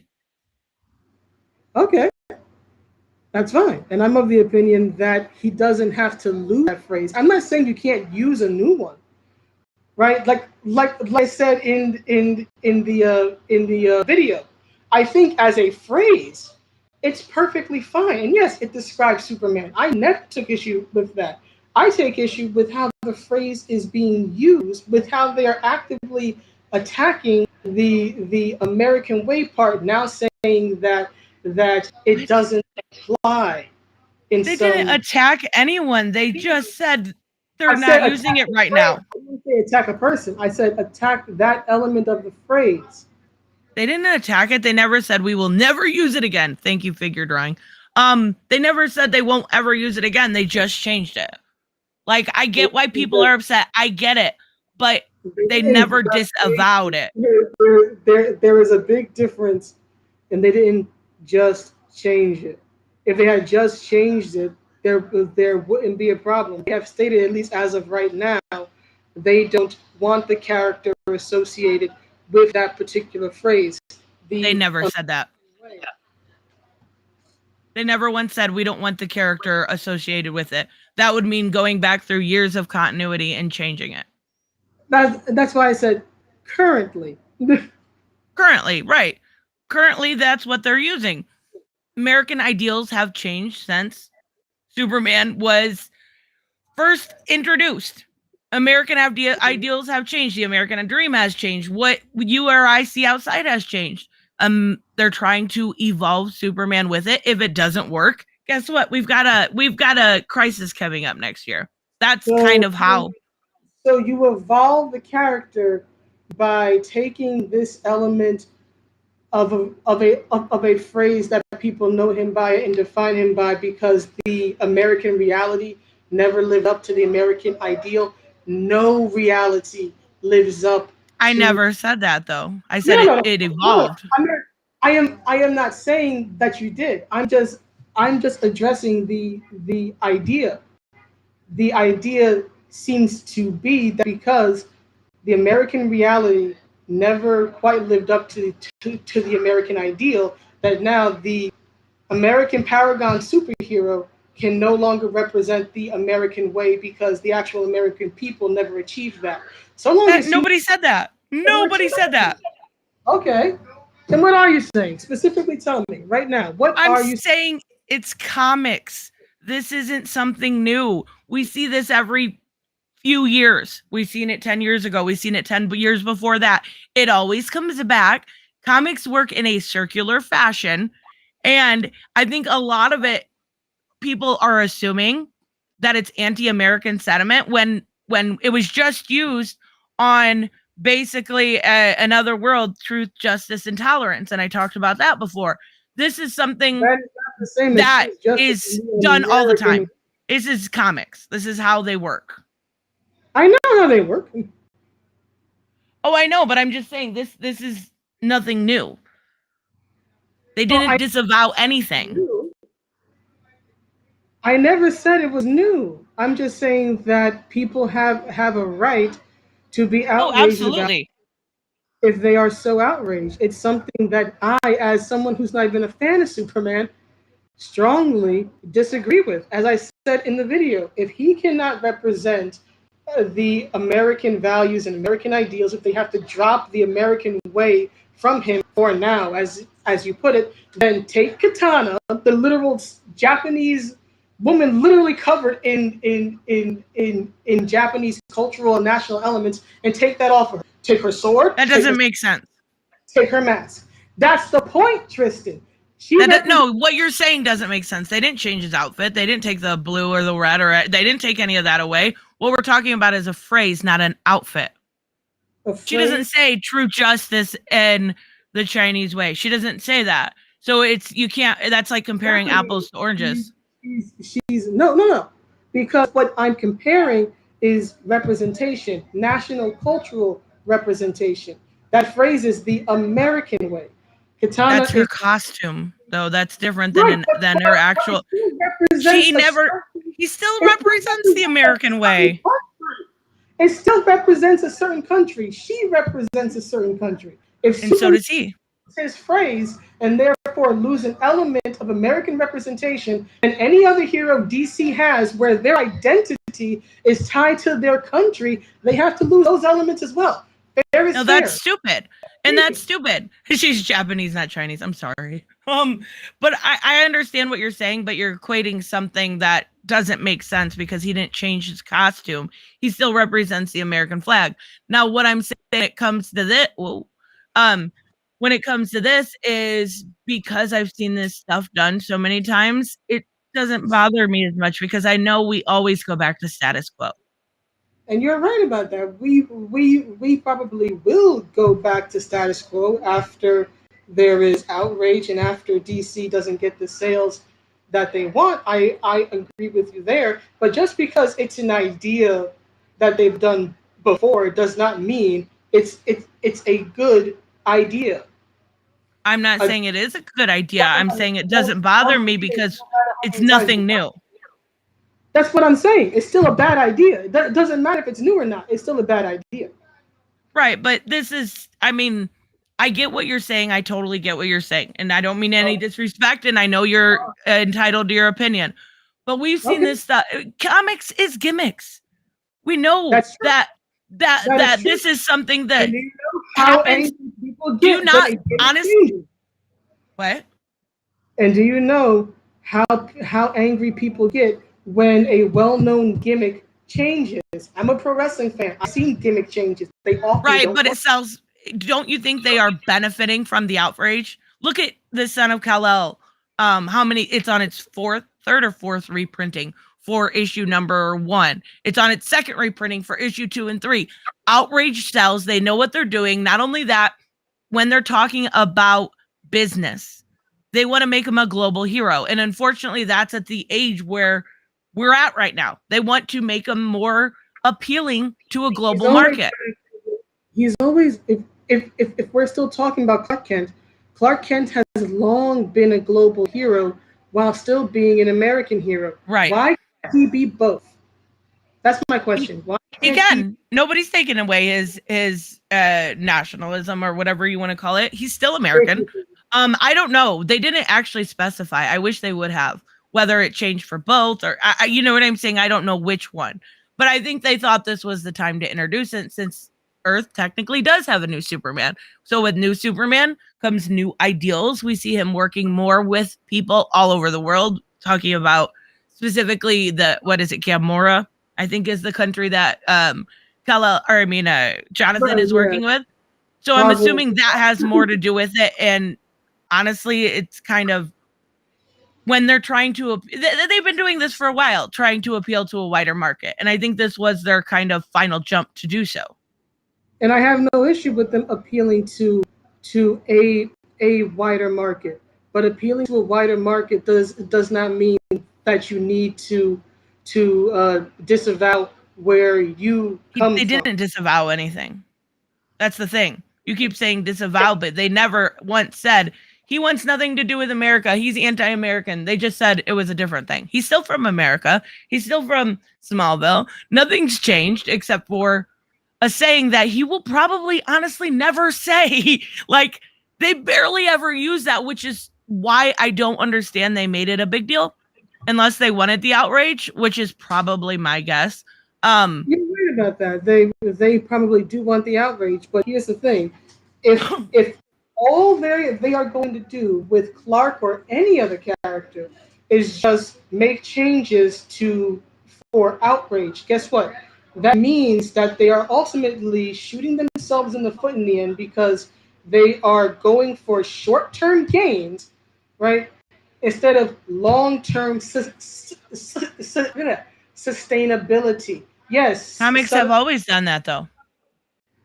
Is that a good idea? Maybe if I mean, it's lasted 80 years. I mean, they wouldn't be in the situation they're currently in. I mean, the situation they're currently in, I did a video on not that long ago. They're pacing just as well with Rebirth and with 1997. There's in the last 25 years, their sales are right on par with the third best year.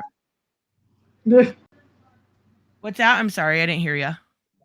No, you had said something about their pacing for just as well as they did in '97. I mean, Yeah. we all remember like the comics crash of the late 1990s. 97 was really good, and so was 2016, and then it's this year. So they're in the last 25 years. This year's ranking third. In what exactly? In sales. Overall? Yes. I did a video on it. I can find it. It was numbers are from Comic-Con and ICV too. I did a video on it a week ago, talking about it, and the sales figures are all there. They are in the last 25 years. This year is ranking third. They're right behind Rebirth, and Rebirth sold great. Yes, Rebirth was very well received. But here's the thing. Yes. Even if they have one good year, right? One good year is not enough to undo all of the problems that they've been having for several years now. Same way that if you're trying to say improve your health, one good meal does not suddenly make you healthy. It needs to be sustainable growth and improvement. Show me. We don't know that it's not. We don't know that it's not. It is the first step to improving. But as to your point, all of this has been done before. So while it's the first step this time, it is not the first time this has ever been done. And history generally bears out that when you go for short-term gains instead of long-term sustainability, you tend to get not great results over the long term. Yes, sales can be high for the first 5 issues, but if they pan out and hit the floor for the next 10, have you really done well? No, and the market will decide and it'll get canceled and Clark will go back to Superman. I mean, that's what it's always done. If they don't sell, and typically we'll probably know by issue 10 because 1 through 5 is going to be way up because of the Jonathan Kent stuff. So by 10, if it's down, the market has decided they're not interested. And just like with other titles, it will get canceled.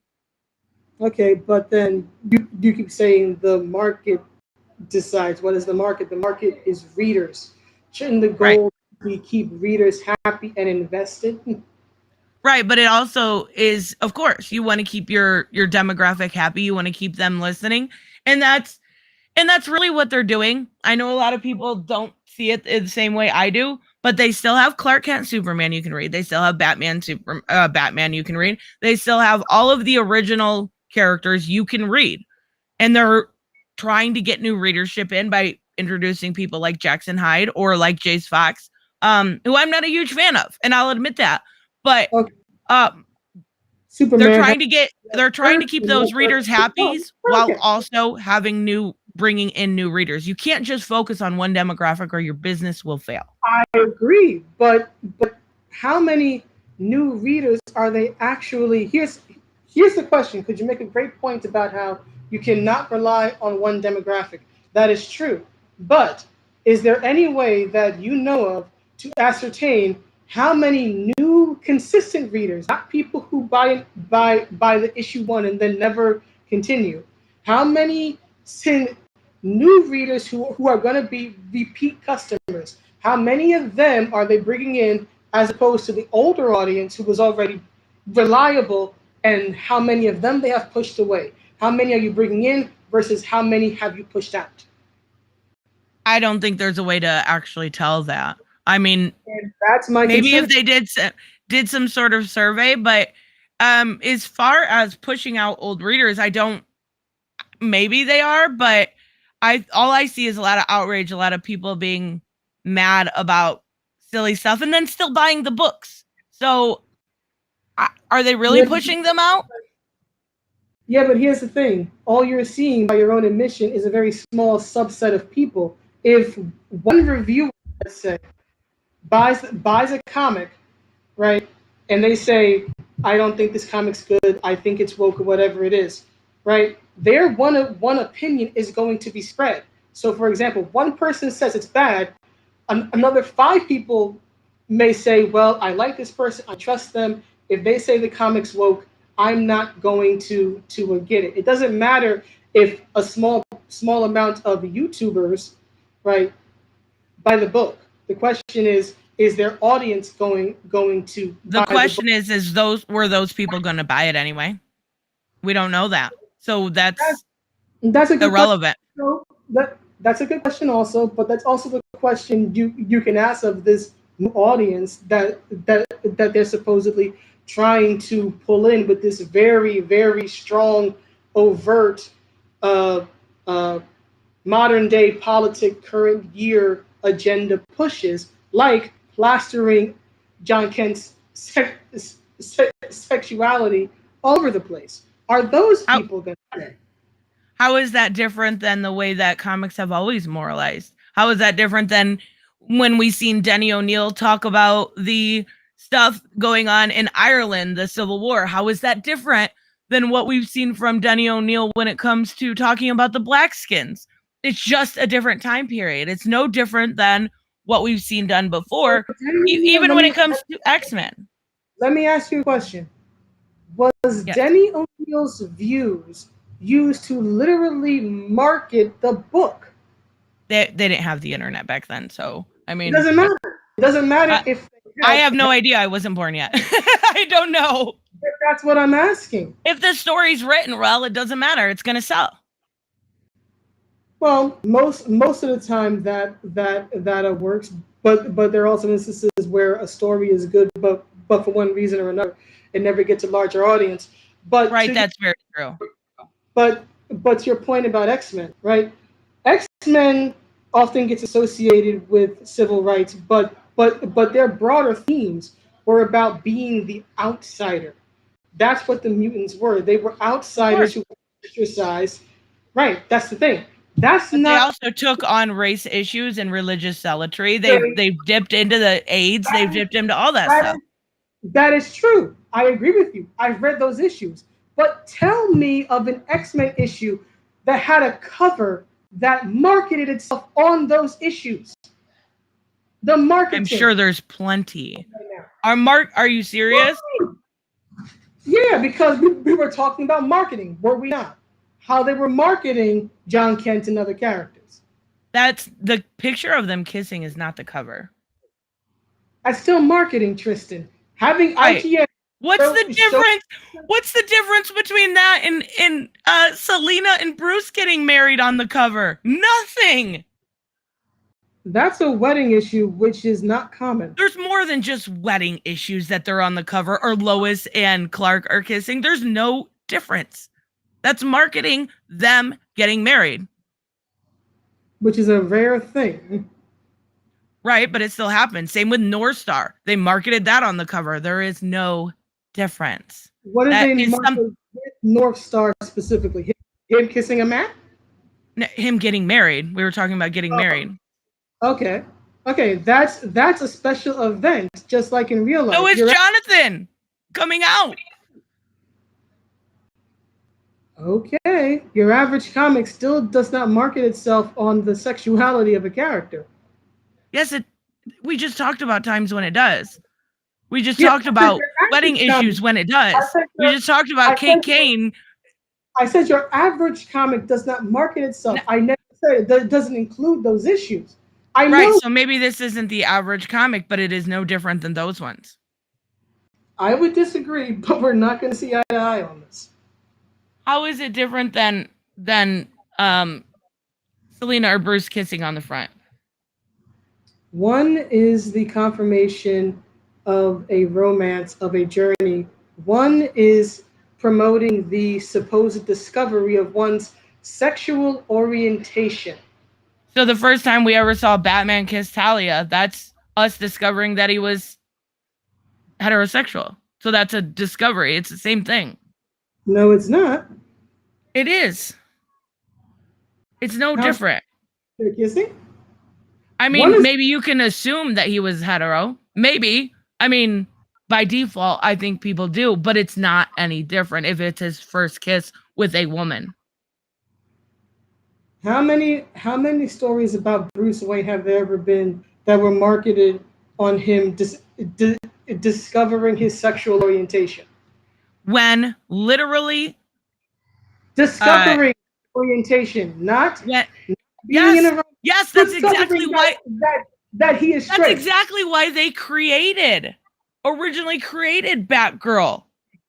That to market it that he was straight because people were saying that it had gay undertones. That's why those characters were created. Yeah, characters. So that's exactly the same thing. Can I finish? Yes, sorry, go ahead. Characters like Batwoman, the original Batwoman from the 50s, or Batgirl being made to dispel rumors that came from an outside source, the fans or the media of the day or whatnot, right, are not the same as telling a story in a book about a particular character coming to discover who they are sexually. Yeah, it was Betty. What was it? Betty, I believe, was created, and Kathy created to make sure we knew they were straight. This is what this character was created to make sure we knew they were bi. How is that any different? Because again, one was trying to dispel what fans were assuming. The other one is to confirm something that I don't think anybody was assuming. Because they were assuming he was straight? I don't know what people were assuming. 1 minute, John's in Super Sons. He's 11 years old, going on adventures. Next, he's 17. And he's spending... And that's Bendis' fault. But what we're talking about is how is it different? Characters were literally created to make them straight, to make it known they were straight. And that's exactly why Jay was created, to make him know he was bi.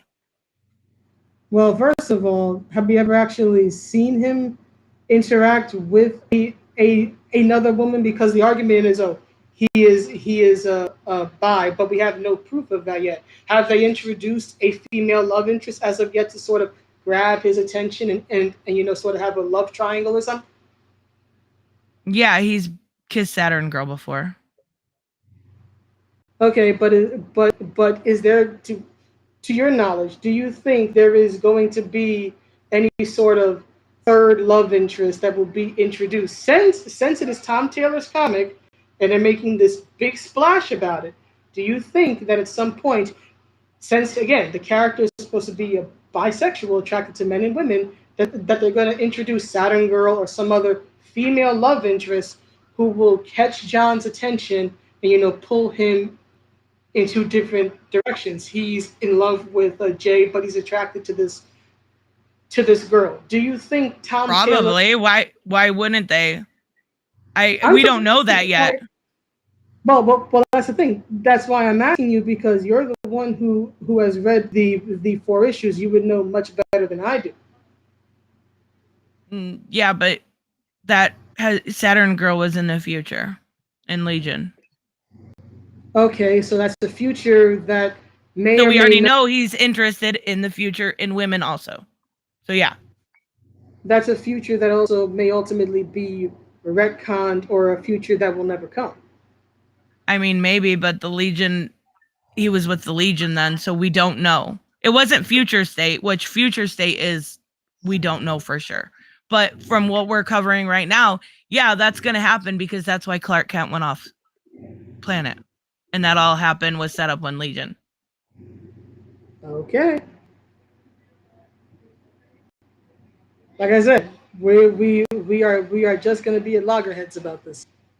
Oh yeah, and that's fine, and that's why I invited you on, because I think you do a good job of debating your point. But yeah, I don't get why just because he's gay, it's different than Betty and Kathy Kane. It's very similar in nature.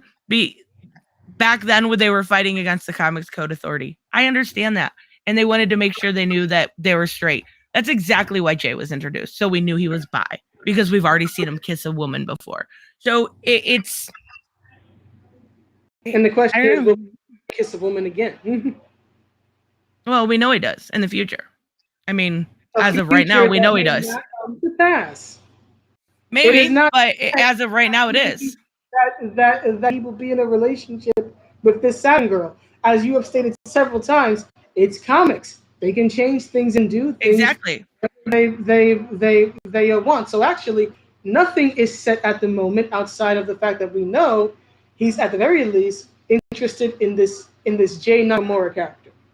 Right, but you have no proof to say that there's no way he's going to be never with women again. I'm not saying he is. I just don't think Tom Taylor is going to depict that. I don't know if His, Tom Taylor will, but he won't be on that title forever. that's a good point. Eventually somebody will come on and something will change, and it's unfortunately it's comics. That's just kind of how shit happens. Half the shit's been retconned and you don't know what's straight with DC anymore. And then they introduce the Omniverse and apparently everything matters. So I don't fucking know what matters. You are absolutely correct about that. But that's the thing, right? It's a matter of, it matters if it alters something that you like. For example, you seem to be very on board with this by John Kent, and that's fine. But to your point, Tom Taylor can come off the book at some point. They could get a different writer, and that writer could easily retcon things so that John appears to the audience at large as heterosexual again, and then that may very well upset you because it's a change you don't agree with. Why would that upset me?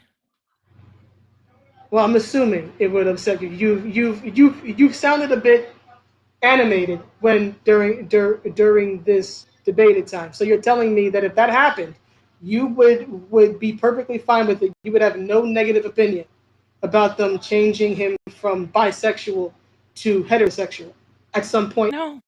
in the No, future. why would I care? As long as it's a good story, why would I care?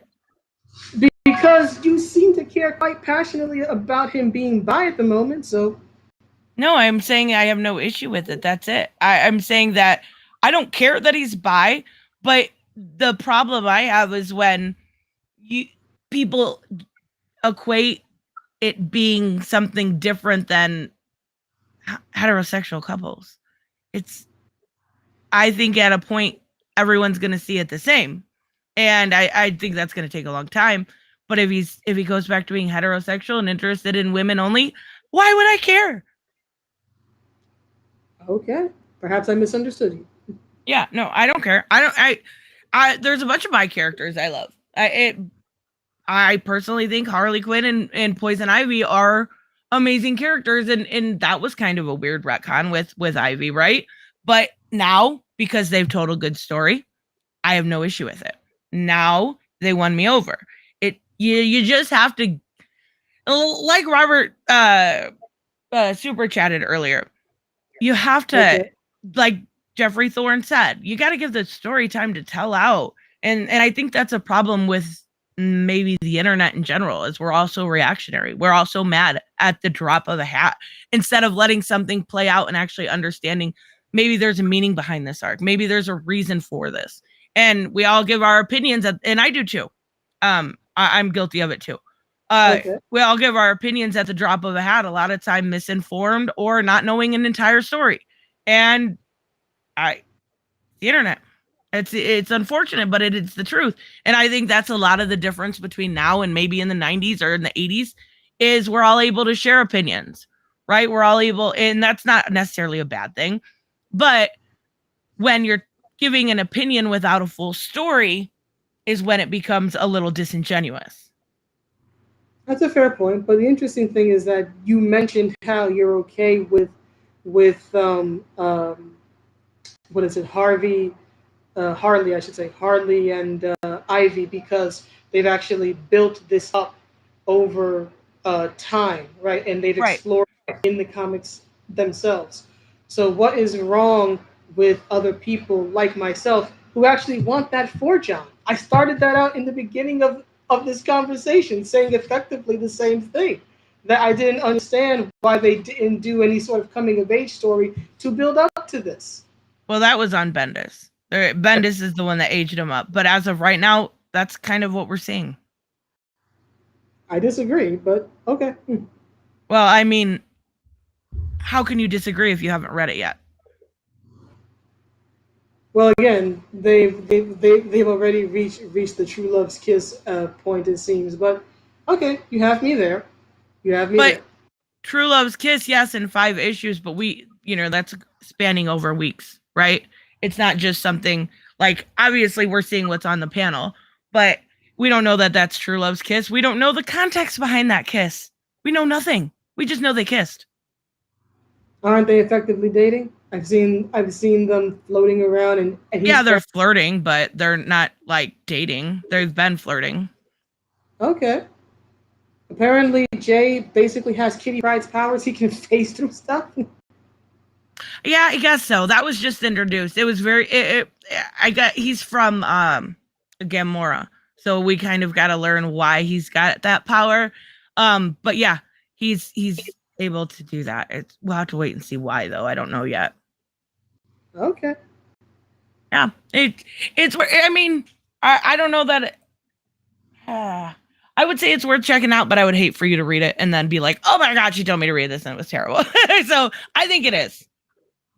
No, I mean, I may check it out. I don't know. I mean, I don't hold a recommendation that I end up not liking against the person. Like, for example, back when Tom King was writing Mr. Miracle, I actually checked out the first 5 issues because Diversity in Comics was really high on it.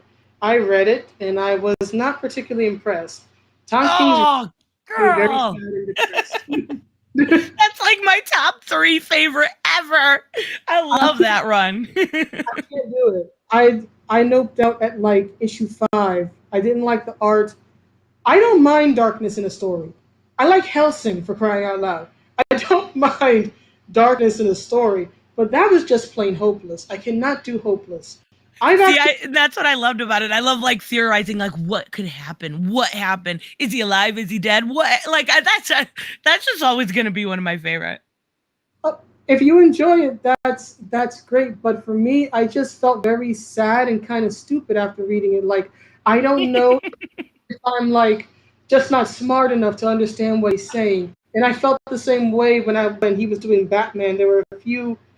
I read like 3 issues of his Batman because I was thinking of doing a review, and I was honestly just dazed and confused. He's very pretentious, isn't he? I just don't like his writing. He's very pretentious. But thank you so much for coming on. I'm gonna wrap it up. All right.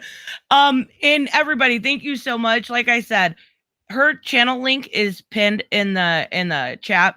So make sure you guys check Jean out. She's wonderful. She has wonderful opinions, and I love being able to agree and to disagree with someone. So thank you so much, Jean. I agree. Just because because people don't always see eye to eye doesn't mean it has to be a war. I miss you. Oh, I miss the super chat. Oh, hold on 1 second. Sure. John's past was in Legion. I'm so sorry, Robert. I messed that up. So how was that past? He was older. I guess I would have to. I'm sorry. I didn't mean to miss anyone's super chat, and I can't get to it. I'll do a video with the super chats. Because we got into the discussion and I was really into it. I really didn't mean to miss anything. I'm sorry, Leo. I'm sorry, Robert. I will say something in the beginning of my next video when I can access them all, because I can't on my phone right now. It won't let me go up. But thank you guys so much. Is there anything you're working on that you want to plug, or anything for your channel? I mean, just watch for videos. You know, I make videos when I can get around to it.